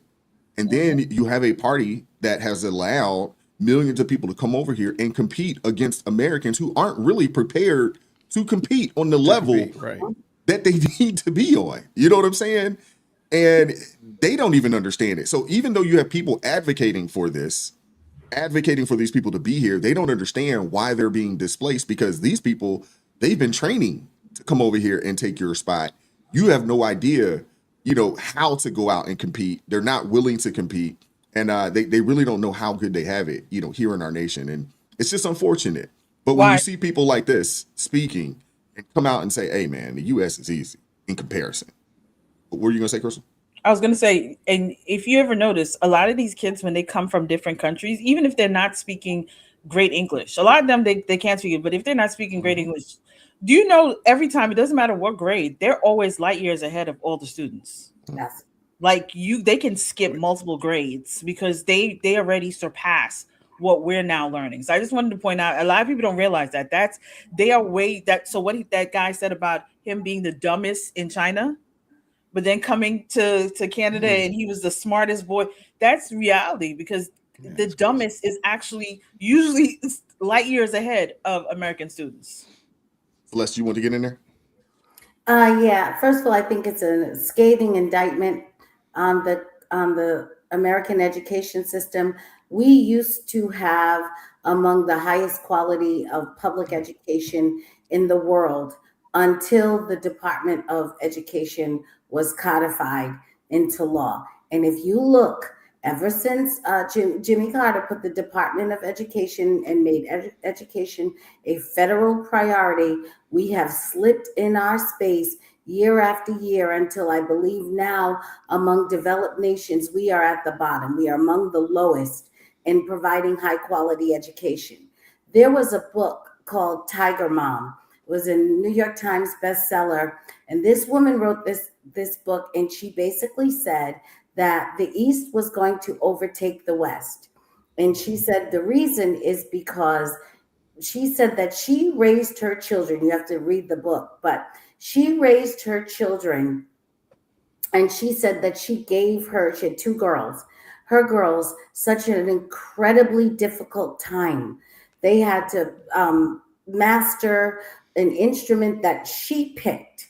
And for the worst behaved child, she picked the hardest instrument. So she was like, I'm going to frustrate you out of this bad behavior. They could not socialize and have friends. They did not sleep over. And even in the instruments that they played, they had to play them competitively. Everything they did, they had to master, and it had to be competitive, and it took hours in the day. So they were practicing before school. They had homework, then they had homework, then they had her practice, and all they could do is sleep and do that. And she said that the hardest thing her children would ever have to do was live in her house. And everything they ever did after they left her would be easy. It would be easy for them to go to med school. It would be easy for them to go to law school. It would be easy for them to be engineers, because if they could survive her, everything else would be a cakewalk. Right. And would be easy. And she said that is why she said the East was going to eventually overtake the West. We have a culture where we are teaching our young people, and we are to prioritize their feelings and not their knowledge. And this is why you get these people, as in the last clip, the gentleman who couldn't talk without all the profanity, because what he's showing you is his emotion, which he has been encouraged to show, because the greater level the emotion in their language, the more articulate you are. We have not provided these people with the vocabulary and the thinking capacity to display anything else other than feelings. It is terrible what we've done. It is reasonable that we have fallen so low in our so-called educational pursuit. I don't believe we actually even have one. I think what we really have, public education has just become a jobs program for teachers. Yep. And teachers are people who don't want to work past 4.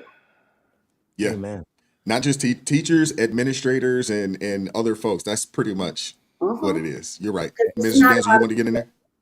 It is not at all about education. There is no emphasis. There is no priority. There is no interest in actually producing children who are going to be able to grow up and conduct themselves as free citizens and people who can sustain their lives. And I believe that they've done that because they don't want anybody to be able to be independent of government. So as emotional as you are and as stupid as you are now highly qualified to be a subject of the government. Amen. Smart-free people can't do that, but emotional dumb people can. Absolutely correct. Wow. Thank you all for your astute observation about what's going on in our education system. It is very serious, and it's all intentional. John Dewey, a long time ago, made it clear that what his intentions were for our education system. And unfortunately, this is why I often say why it's so important to have true American-loving politicians in office. When you elect the wrong person to office, they have the power to put in place policies that's going to do what they want to do, and a lot of them didn't love America. And so we're seeing the fruits of that. They've dumbed down our nation. They've taken over our education system, and they're intentionally dumbing down American citizens. And that's not a small thing. That's not a small thing. It's a dangerous thing, and it may eventually result in America being completely overrun by foreign powers. But hopefully, with our new president, and we're going to be undoing a lot of this mess. I think he was talked about disbanding the education department, which would have been what should have been done a long time ago. But yes, other people know how easy it is over here. And I think it's very important that we as American citizens start taking our education system seriously. I think it's important that our parents start taking their children's education very seriously. And we need to start pushing back, because otherwise we will lose our nation. If you get the education, you get the nation. And we've got to start pushing back on that. Got to stop promoting stupidity and letting our college be status quo and not providing any real education to the students. We need to lock these colleges down that's not doing their job. We need to get rid of the presidents of these colleges that are not doing their job. And we need to start taking more responsibility and putting the right people in these high schools and universities to do the job that we want them to do for our children. That's our responsibility as American citizens. Jay Witt, you want to get in there?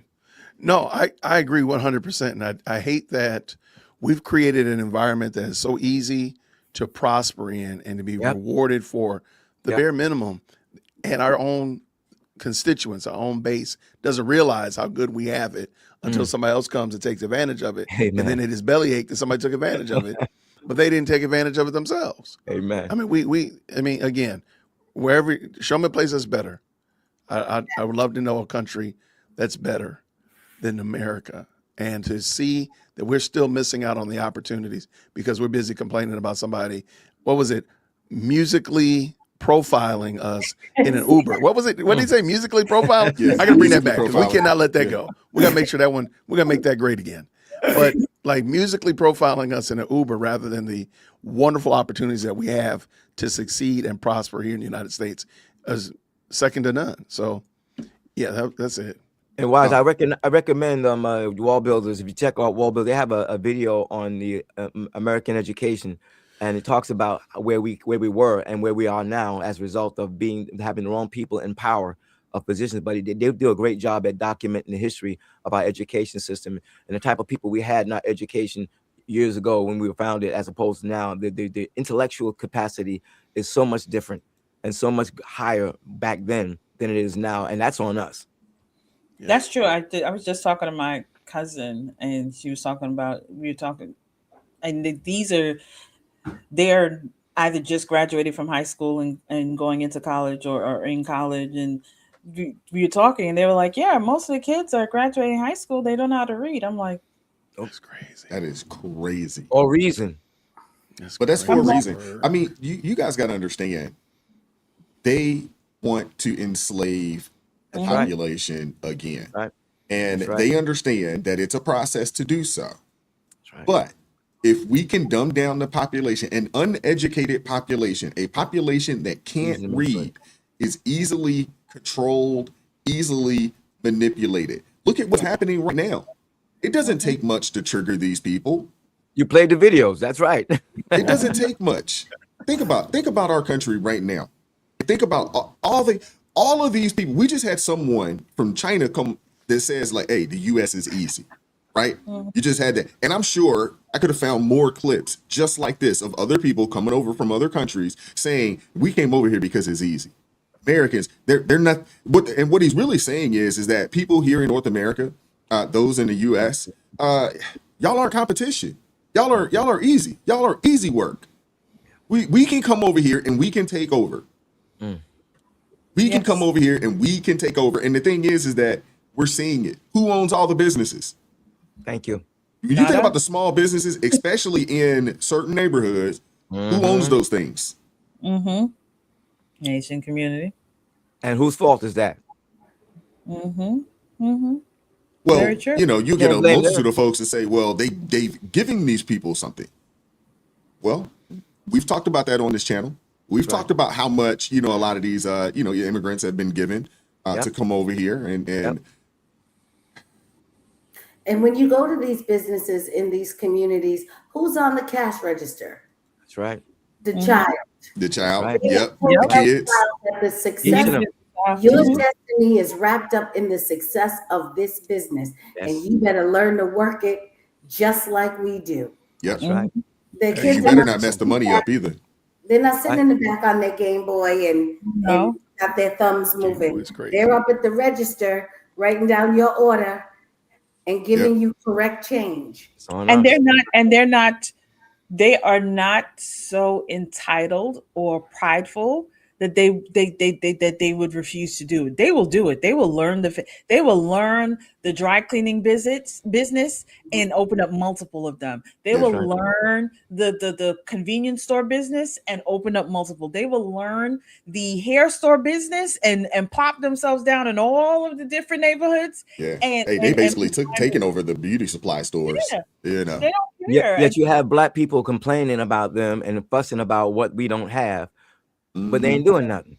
Yeah, exactly. So this is my point. We're the biggest blame. We can't blame anybody else. No, I don't blame anybody else but ourselves. We've allowed this to transpire. We've allowed this to happen. That's right. Yeah. Couple super chats to read. Let's see here. Thank you, Deb, again for coming through with the $5 super chat. It says, Crystal, do you have Bible study tonight? I love our panel. Grateful for each one. Amen. Thank you, Deb. I don't have any tonight. I may do a Christmas special tomorrow, but yeah, nothing. You're taking a little bit of time. That's right. You did say that. You did say that. Yeah. Shout out to DeAndre, been a member for a month. Merry Christmas panel. Chat, much love. Happy New Year. Shout out to you, DeAndre. Appreciate you, bro. Thank you very much, Jeff. Shout out to you, brother, coming through with the $11 super chat. Says, Merry Christmas to all. Jesus is the reason for the season. All right. Amen. And shout out to DeAndre, been a member for a month. Says, Trading Places is 100% the best Christmas movie. Who's putting out they cools on my floor? Eddie Murphy. And with that being said, I want to transition. So we had the poll here. I don't know if I can pull it up. I wonder if they'll allow me to pull it up. Maybe not. Actually, I might have to just share my screen and do it that way. Maybe we'll do it like that. But while I'm doing this, I want to hear from the panel. What's the go-to? What's the go-to Christmas movie that you're watching? What's the best Christmas movie of all time in your opinion? We'll start with Celeste. What's your go-to Christmas movie, sister? All right, shout out to the chat. Die Hard and The Family Guy with Nicolas Cage. Okay, Die Hard. I didn't realize that Die Hard was a Christmas movie, the first one, but I guess it is. I guess it is a Christmas movie. It's controversial, but I'm on the yes. It is a Christmas movie. Okay. And you said, what was the other one? The Family Man? The Family Man with Nicolas Cage and Don Cheadle. He gets this glimpse of this life that he would have lived if he had made different decisions. Oh, okay. Okay. Yeah, I think I've seen that. Okay. I wouldn't put that up on my list as top Christmas movies, but you know, Jay Witt, what's the Christmas movie that the family's watching? We're watching it tonight. It's my favorite. It's a Wonderful Life. It's a Wonderful Life. Okay. That's old school.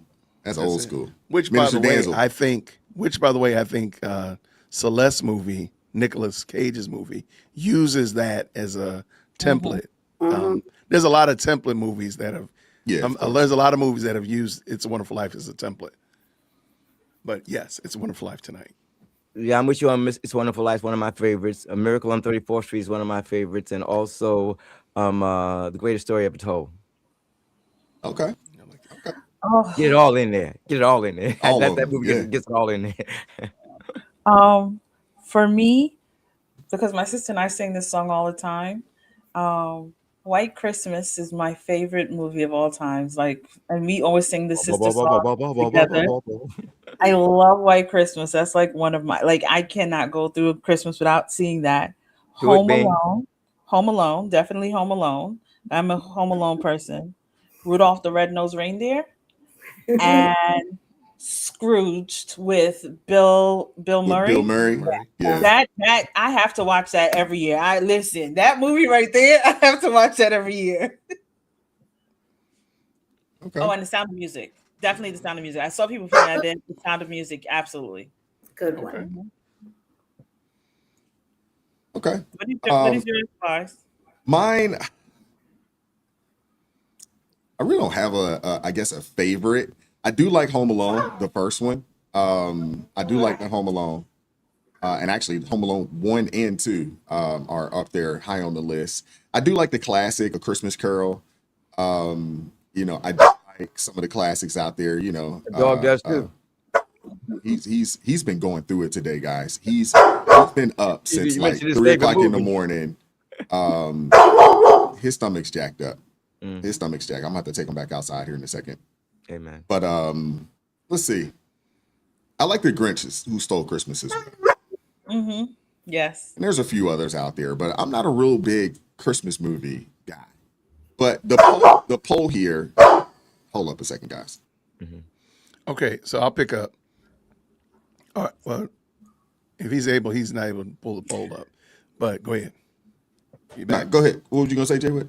I thought you were gonna like leave us for a second. I was gonna jump in and start talking about random stuff, just so there might be sound from the boogie down. All right, here we go. Yeah. Here we go. Oh, he's head up there. All right, pull it up and then go. There we go. Give me a second, Take guys. the dog. There you go. All right. So Home Alone 41%, The Grinch That Stole Christmas 12%, A Christmas Carol 34%, and Trading Spaces 14%. Right, I All understand. I understand Christmas Carol because that Yeah, I mean- that's like that the generic, Christmas story. Yeah, I definitely understand Home Alone as well. All right, I have been cinematically profiled. Cinematically profiled? Yes. Please tell us more about this, Yes, I please. have been cinematically profiled. Cinematically profiled. Let me hear is about crazy. this. Yes, tell us. Yeah, Type cinematic profile in the chat, y'all. Yes, I can't. Cinematic profiling is crazy. Explain, Okay. Celeste. That Yes, was please. Jay Witt, because I want to know why Die Hard was not in among the top choices. And the gentleman who said earlier that he was going to withhold his life, I said I wanted Die Hard. That's right, Tammy Pierce. What about Die Hard? We're gonna come together, okay? And we're gonna all come together on the Die Hard. I love Die Hard. I just Die Hard was so good that I didn't get the Christmas content didn't phase me. I was so good. That's what I so think. well done. Yeah. That the Christmas content, I mean, it was in there, but it just wasn't the main thing in the movie. It didn't phase me. They would have never been able to get him if they weren't having that party. That's true. There's this show on it's either TNT or one of them channels, and it's like this. It's the Dark Scrooged. Oh my gosh! If y'all have ever seen it, it's the darkest Scrooge I've ever seen. The darkest Christmas Carol. Y'all have to find it. It is like the most dramatic. It should be up here. More people should see it because it's really, really good. Is it darkens good? Like what makes it good? That's what I'm not getting. That sounds like an oxymoron. It's dramatic. It's suspenseful. Not like you don't know the Christmas Carol story, but the way they put it together, you're just sitting down there. You're just like, you have to turn your lights down for it. You got it. Like, it's one of those type of movies. I'm still not getting it. What makes it good? Yeah, I must be slow. Me too. I'm sorry. I'm slow. It's the way they told the story. It's the way, and it's based in England, like in the poor parts of England, and That's where Scrooge took place.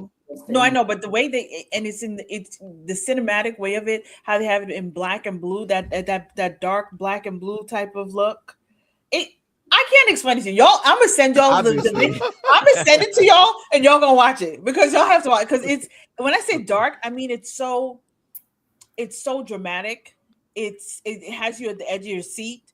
It will make you jump. It's not a horror movie. It's more like a suspense. It's more like Does it have a good godly ending?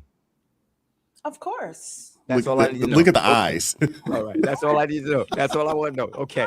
I'm just making sure you're not taking it down the dark side. Because I think she's taking us down the dark side. Tim. I think so.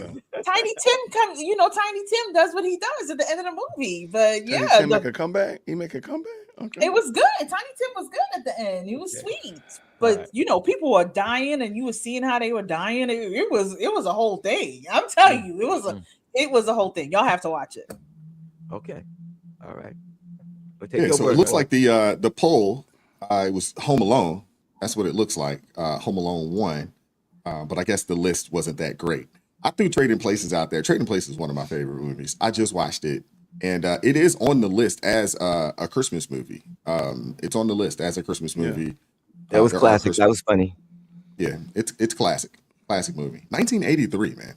1983. But I'm just down for the Christmas movies that really big up Jesus. That's all I'm saying. I love that. Okay, I can dig it. Shout out to Ro coming through with the $2 super chat. Says, I can't believe Bad Santa didn't make the list. You're never gonna make these people happy. You're never gonna make these people happy. Never. And it would not, sir. I found it. It's called A Christmas Carol by FX, and it came out in 2019. That my daughter brought it for me. Yeah, I'm telling y'all. I don't even know if it's like the picture of it. Can y'all see the picture of how dark? Let's see if we can highlight you real quick. Yeah. Big screen. Yeah. I'm gonna make sure that I get it for you guys so that y'all can see, and I'll send it to you. That I'm telling you, it is a dark movie, and I love it. Everybody should watch it. Everyone. Wow. Okay. Wow. That doesn't sound good though. It is. Yes. The way you say it, I'm taking your word for it. Just the way you say it, it's like Yeah, why? Because I don't get it, but it's okay. I'm slow. I love All right. good cinematic, dramatic. Trauma, yeah. Yeah, I hear you. It's something. Shout out to Hunter with the $2 super chat. Says, I enjoy watching Christmas, I'm assuming, shows as well. Okay. Shout out. Thank you, Hunter. Papa Died with the $10 super chat. Says, panel, if you had to pick a Scrooge from the panel, who would it be? I'll give a hint. He doesn't watch Christmas movie. He doesn't give him no lights. Merry Christmas. Papa Died coming for you. Papa Died coming for you. He coming for you, Wise. He coming for you. Hey, dang, Papa Died. Tell us how you really feel. Sheesh. Papa Died came for you in this one. Mm-hmm. No, oh man, that was actually a good joke, Papa Died. I'll give you one. You got that one. You got that one. That was a good one. That was good. That was good. I love that. All right. Shout out to the Lunatic Libertarian with the $5 super chat. Says, how do you build community counteracting years of negative programming? Okay. Would anybody like to take a swing at that? How do you build community? How do you build community counteracting years of negative programming? Okay, I'll take a stab at it. You start by laying a new foundation and that foundation must be truth. And that truth must be the reality of who Christ is. And everybody who's adding and building to said community has to realize his or her shortfalls, where they fall short in light of who Christ is. And by that reality, that's how you deal with the negative. It might be negative things that your grandma taught you. It might be negative things that you do currently, whatever. But all those things must come to the foot of the cross and be dealt with. And from there, you can build community, just like we've done here on this channel. I also think that you need to become more involved with your community itself. You need to get to know people around you, who's there, what their pros and cons are, and you connect with people who have like mind, and then together you guys work on winning other people to God. It's networking. Amen. Getting to know people, understand, and you can find people that are like-minded, and then you get together, you start strategizing. This doesn't happen by osmosis. You got to put some work in. Thanks. Yeah, and I think it's just baby steps, because take, for instance, especially in the world where people don't even know their neighbors anymore. People don't know anybody. Yeah. Like we went next door and said hello to our neighbor, and I knew she was someone that had kids, so we gave them school supplies because my kids are out of school, so I gave them school supplies. There you go. They in turn brought us some of their Egyptian bread pudding, and then I gave them. Then my mom made them a Christmas like different wreaths, and then they gave us some Egyptian baklava. Like it's just been, you're there for each other, you look out for each other. So I think it's just it starts with the little things. It really does start with the little things. And treating people the way you would want to be treated, respecting people the way you would want to be respected. And I think that's what a lot of people are missing. They aren't treating people the way that they would want to be treated. I think we need to get back to that. Amen. And if there's somebody you can't reach, that's okay. That's for someone else to do. That's right. Excellent point. Understand yourself as a resource and spend your resource wisely. Right. There's some holes you can pour in to the cows come home, and those holes will never fill up for you. That's for someone else to do. You find people that you can persuade, that you can speak to, everybody's not going to be for you, and that's okay. Right. Good point. Yes. No argument for me. And please be authentic. Do not be fake like fake nails. Please don't do that. Be authentic. Oh, no. We don't need personas. Be yourself. Because I think people see through the fake. They see through the fake real easy. So when you come in there with the fake, you're just like, I don't want to deal with it. But when you are your authentic self, then the thing is, when you are your authentic self, you will weed out those that will only like you for a certain reason versus those who like you for you being you. So be your authentic self. Absolutely. Good answers, man. Good answers. Shout out to Hunter with the $2 super chat. Says no, it's Christmas shoes wise. It's a movie. Okay. Yes, but I just looked it up. It's a Rob Lowe. Rob Lowe is in this movie. Rob Lowe. Okay. Never heard of Christmas shoes. Okay. All right. Well, shout out to Christmas shoes. All righty. Well, with that being said, we're right there at that 2-hour mark. So like I said, I don't want to hold on to you guys, but I do appreciate you guys pulling up today. Christmas right around the corner. Any plans? Any of you guys got anything going on? I know Jay Wick got the entire family at the house. So I know y'all doing it big over there. I know y'all doing it big at the Witt family, we got the Witt household. Y'all doing it real big. Well, we're crushing it. Yeah, we're crushing it. No, we are. We're going Christmas caroling today with church. Tomorrow is Christmas light candlelight service. We're going to a friend of ours' house to celebrate on Christmas Eve, and then we'll be back here probably to sleep and do nothing. I love that. People Christmas carol. Oh my gosh. Yeah, seriously. Wow. Yeah, Are you singing? Yeah. I would love that. Are you singing? Are you singing? Let me tell you what's not going to happen. Oh You know, I'm Presbyterian. That's right, to kill Christmas. Presbyterians do believe in making a joyful noise. Amen. To the Lord.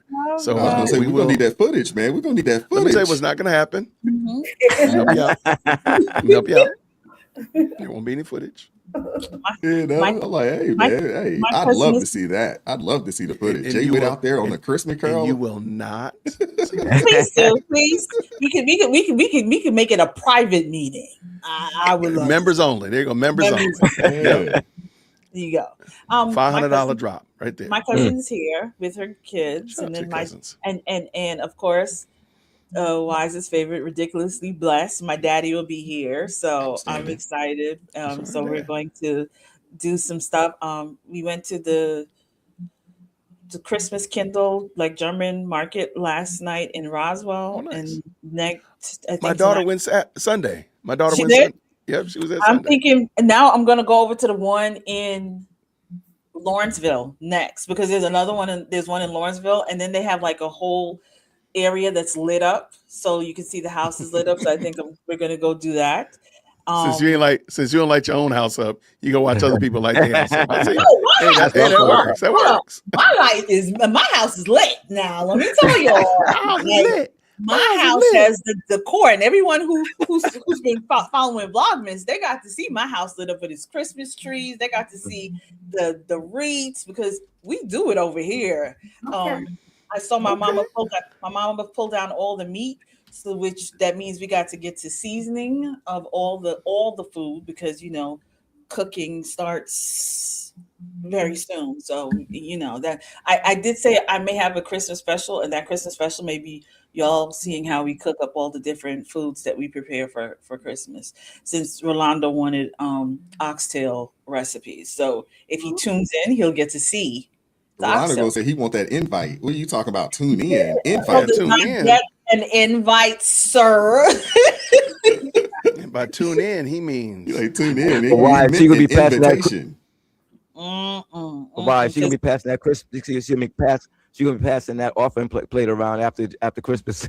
That part, that part. And then we're gonna play the games. Do you all those games that you see that I don't know if y'all seen them on Instagram or TikTok or on YouTube Shorts. Those games where you flip the bottle or you try to guess the soda in order, the cans of soda in order, or y'all never seen those games? I feel game discriminated against. You feel game discriminated?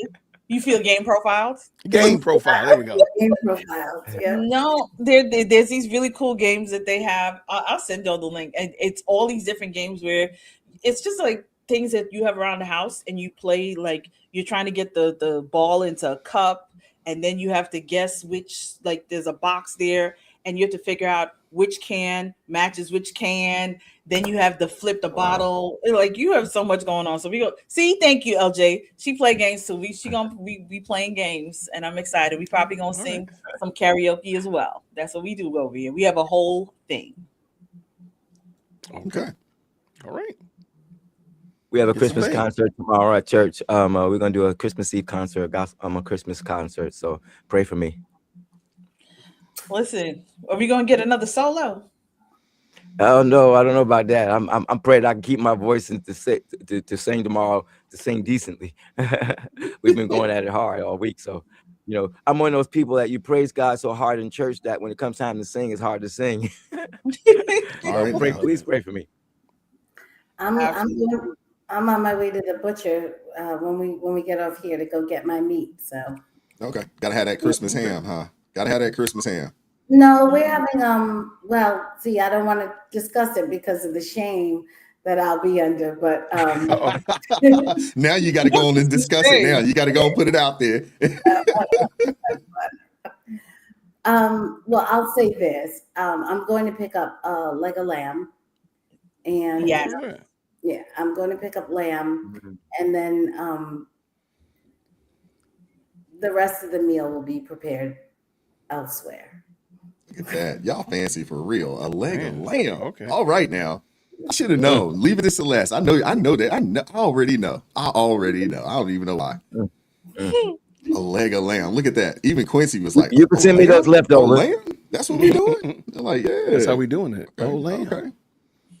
Right. Oh, the lamb. Yeah, I'll be at the in-laws, man. Let's see. Yeah, we're going to the in-laws. I don't know what's on the menu. We just show up and eat. We don't have to bring anything. We just bring ourselves. So I'm sure we won't have lamb. So, I'm sure that won't be on the menu. I pray you all have a blessed holiday, man. But it'll be good. I mean, it's up here. I had crab cakes yesterday. I had a taste for crab cake, so I had to go hit my spot up and grab some crab cakes. And man, that's fancy. Should we shame you for some crab cakes though? Yeah, can we? Yeah, where's the shame on that? Can we? Yes, you can. Hey, crab cakes up here, man. It's a staple. Yeah, delicious. You're in I don't eat area. them that much, but when I have a taste, there's a, I got to go and I got to go scratch that itch. I just told her, I was like, I got a taste for crab cakes, and yeah, that's what we had for dinner. She brought them home, so shout out to having a good wife, man. Shout out to that. Shout out to that. I think of something. Next thing you know, it's dinner. But yeah, we're going to hang out with the in-laws and all my brothers, my brother and sister-in-law. It's a lot of them. My wife comes from a large family. She's number 7 of 8.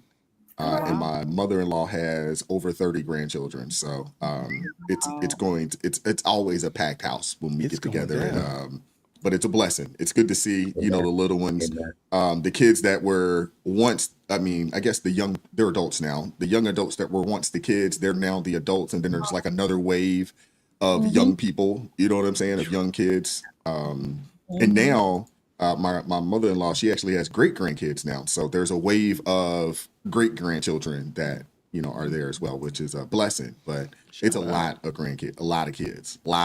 And they're all giants. This is a household of giants. all the boys, everybody's 6 foot plus. And when I say 6 foot plus, I'm like 6'4", 6'5", 6'6". Oh, wow. It's a lot of that. It's just a house full of giants. I would get lost in there. Yeah, you would. Yeah, you definitely would. Lost You in there. definitely would. Well, I told you, my kids, my oldest is 6'7", my youngest is about 6'4".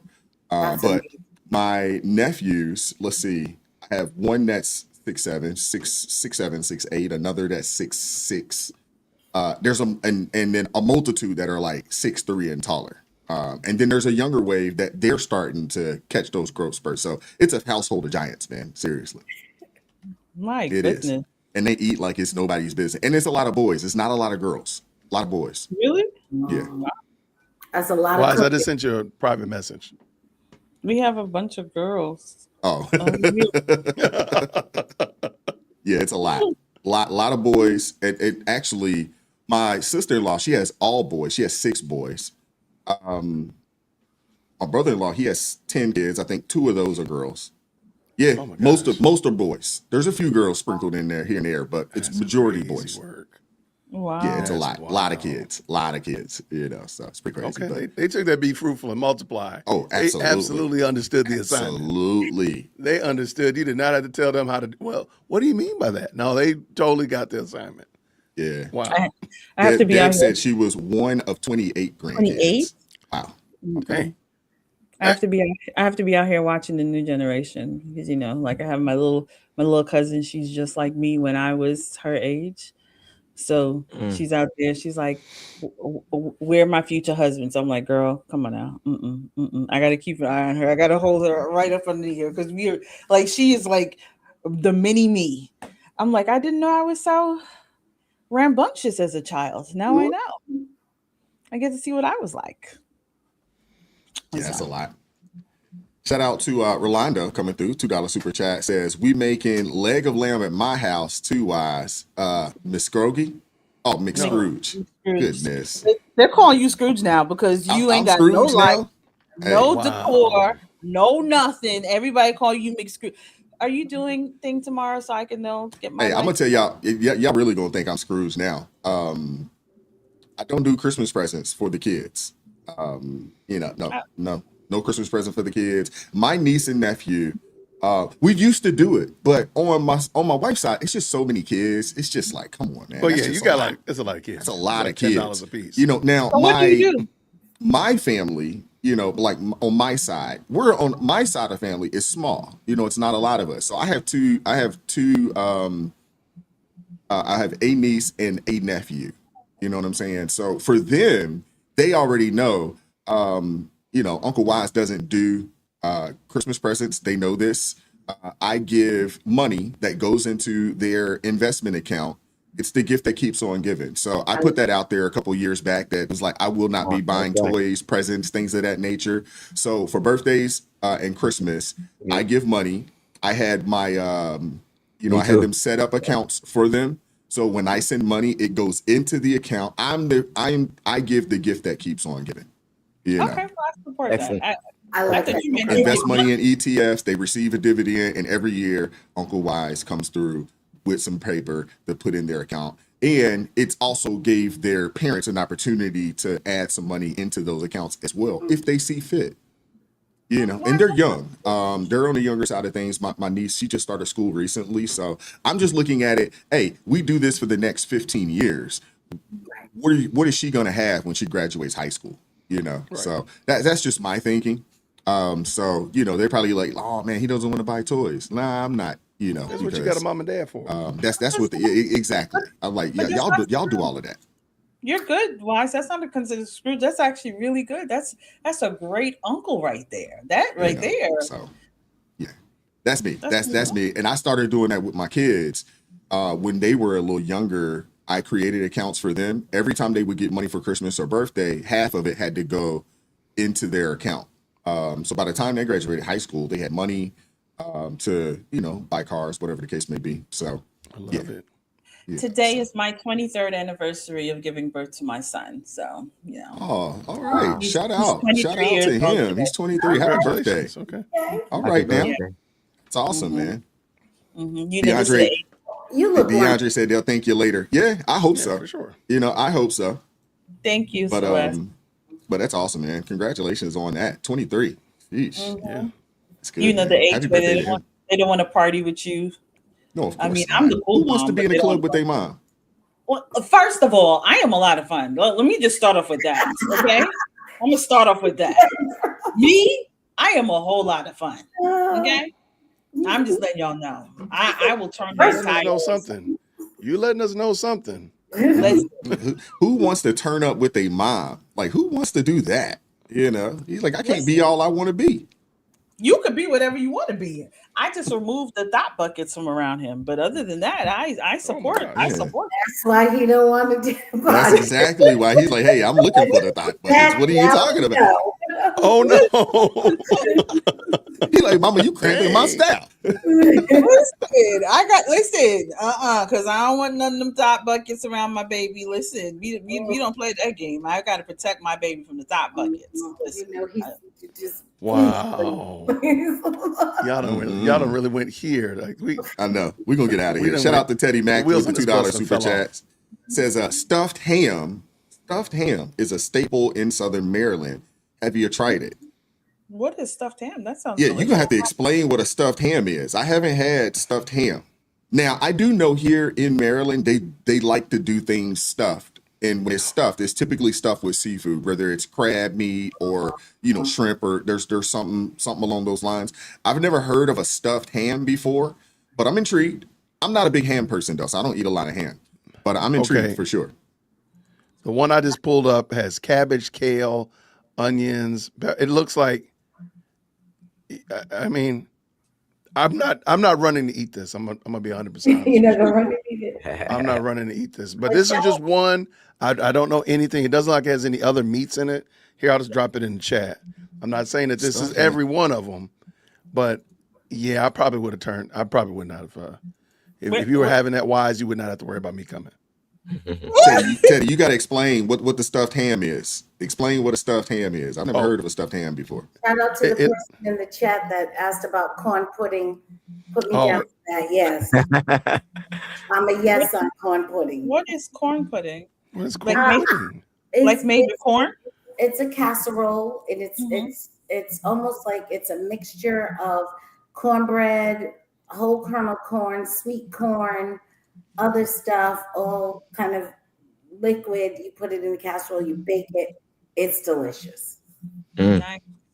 I'm gonna be jerking my lamb, Celeste. I'm gonna do jerk seasoning. That sentence did not. I'm like, where is she? She's gonna be jerking her. That sounds strange. Going dark again. I'm slowly going to just walk away from that sentence. So we are on a panel of men. You understand me, Celeste. Thank you. I knew your comments were above board. Thank you. We let you down. We let you down. Yeah, I'm not. I'm gonna make sure you tell me who it is that you do stuffed ham at your house, because I'm gonna go ahead and yeah, we don't do stuffed ham over here. I've never heard of such a thing. I'm looking at it. Okay. That's interesting. I would say because it's Southern Maryland, my assumption is that it's stuffed. There's some seafood involved in this ham being stuffed. That's my assumption because it's Southern Maryland. I've seen is kale, greens. Hold on, I'm trying to find one with something seafoodish in it. But everyone has been just kale and greens, and it's almost like ham and your greens. Really? I'm gonna pass on that myself. This show has gone off the rails. Yeah, it has. Now I will say this: my mother-in-law does a phenomenal seafood salad. It is phenomenal, really good. That sounds good. Yeah, my mother-in-law got 100 kids too. So look, shout out to grandma. Shout out to mother-in-law. Hooking it up. That's normally the staple. One of the main things that happens. It's good. It's good. We're going to get out of here, man. Appreciate you guys pulling up today. Merry Christmas to everybody. Merry Christmas to everybody. Enjoy and holidays, man. Hanging out with family, friends. Enjoy that time frame, man. I appreciate you guys pulling up today as well, hanging out, with us. Shout out to the panel members, Jay Witt, Minister Danzel, Crystal, Celeste. Merry Christmas to you guys, man. Thank you guys so much for supporting what we're doing over here. Merry Christmas to you too. Teddy said, Jay Witt, don't knock it till you try it. Jay Witt, they're trying to say it's good. They're trying to say it's good, Jay Witt. They're trying to say it's hitting. Teddy, you got to explain. Is it what he described? Is it what he described? The kale and collards inside of a ham? Is that what is that what it is? I went to Pinterest and I still don't see one that has a seafood stuffing. No, it's in it. I just see the kale, the lettuce. I mean, it's like greens. They're stuffed in the ham. I don't know if I would want green stuffed in it. I would enjoy the seafood aspect, or maybe. Yeah, I think the seafood one would be interesting. I'm gonna probably just go ahead and keep my seafood and my greens and my ham kind of separate. They can conversate on the plate, but they don't need to be like all like intertwined and such of that nature. I'm gonna go ahead and let them. They're gonna wait. Spices and greens. Oh, that's it. So that's the one I'm talking about. Oh, spices and greens. Oh, okay. Yeah. Okay. I've never heard of such a thing, bro. And I've lived here for a long time. I have never heard of it. It definitely must be a Southern Maryland thing. Southern Maryland, from where I am, is probably about an hour and a half drive. It's not that far. This state isn't that big. You can pretty much get anywhere you need to get to, within about an hour and a half. Maybe 2 hours if the traffic's crazy.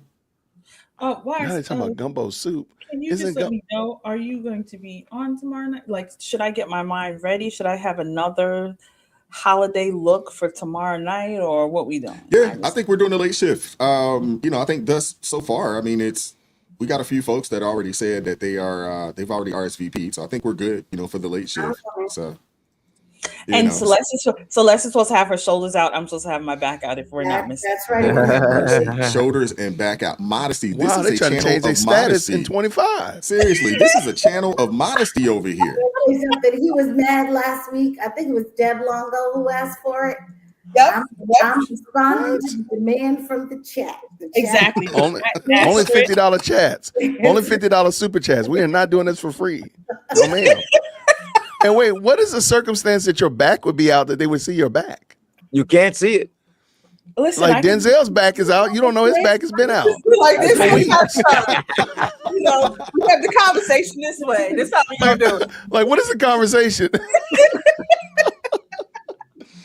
I mean, Denzel's back has been out. Y'all don't even know it. The crew will be there. The crew will be here tonight or tomorrow night, more or less, for the late shift. I know Ro has already RSVP, Dion, Celeste, Crystal. So we'll have more than enough folks to come here and we'll chop it up.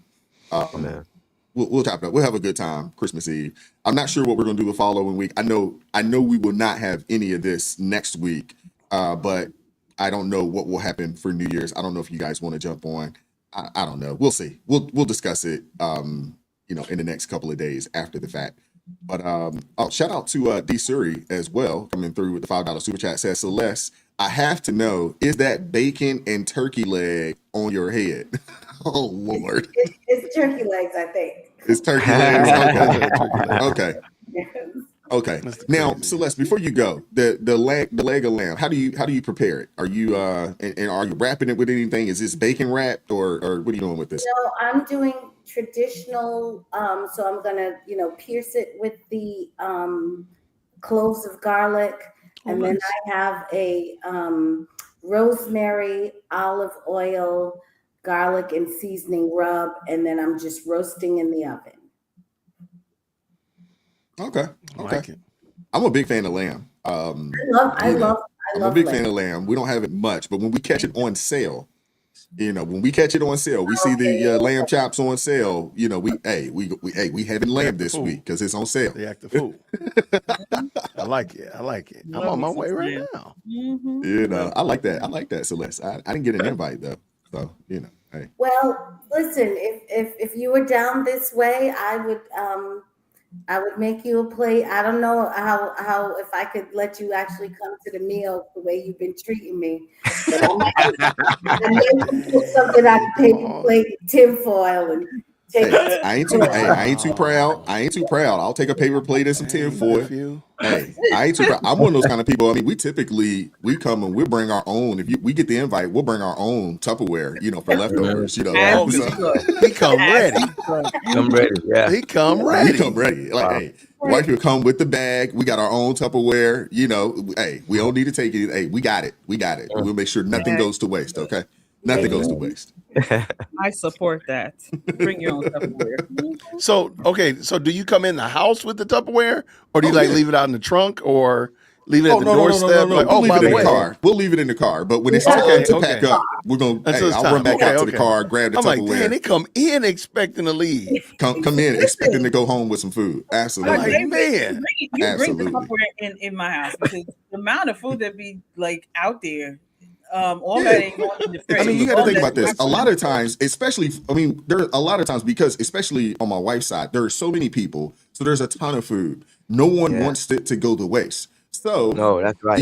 You just come in, just come with the Tupperware already. Just come ready to go. That's eating for a week. Hey, wifey's like, I ain't cooking. I'm not cooking for the next day or two. That's right. I'll get tired of it after a couple of days, though. I'm not a big leftover for a week. Sure. I'll get tired of it, but I'll definitely get a day or two in for sure. Yeah.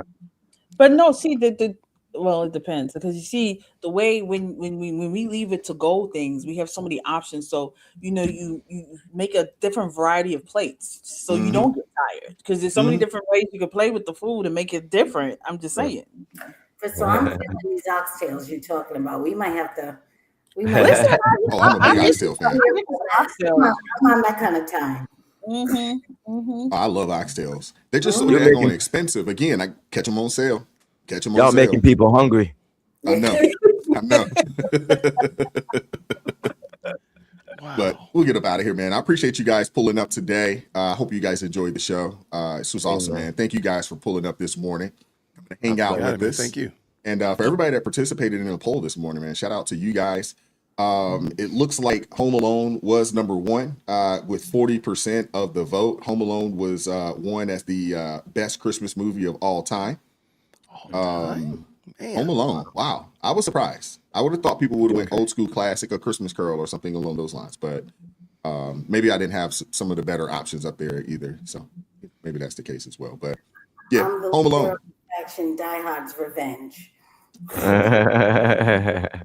You didn't have White movies. Christmas either. You didn't have White Christmas up there, and that's a classic. Yeah. You also didn't have Dark Scrooge or Scrooge Noir, whatever it was you were talking about. Scrooge Macabre. Like, okay. Yeah, so we didn't have that either. So let's have a little bit of grace here, Crystal. Yeah. Absolutely, Crystal. Absolutely. But thank you guys, man. We're going to get up out of here, man. I appreciate you guys. Merry Christmas to each and every one of you guys. Enjoy the holidays. Be safe out there. Be safe. Lord willing, we'll see you guys, I guess tomorrow night for the late shift. So come hang out with us tomorrow night. And outside of that, man, appreciate you guys. All my panel guests, appreciate you guys pulling up this morning. Shout out to everybody that support the channel via Super Chat, Super Sticker. Thank you guys so much. Hit the like button for me on the way out the building if you haven't done so already. Shout out to the Blues. Thank you guys very much for helping keep things peaceful in the chat. And all my ARP family members, man, thank you guys very much as well. Again, Merry Christmas, man. And we will see you guys, I guess, on the flip side, man. Keep God first. Stay prayed up. We'll catch up with you all next time, man. Take care, please. Grace and peace. It is God who arms me with strength. Yeah, I'm battle ready. He trains my hands for battle. My heart stays steady. But thanks be to God, He gives us the victory. Through my Lord Jesus Christ, fear can't live in me. I was down to the dirt, red clay on my shoes, old pain in my shirt, oh so bruised. In the Lord hit my chest, kicked air from my breath, put power in my step.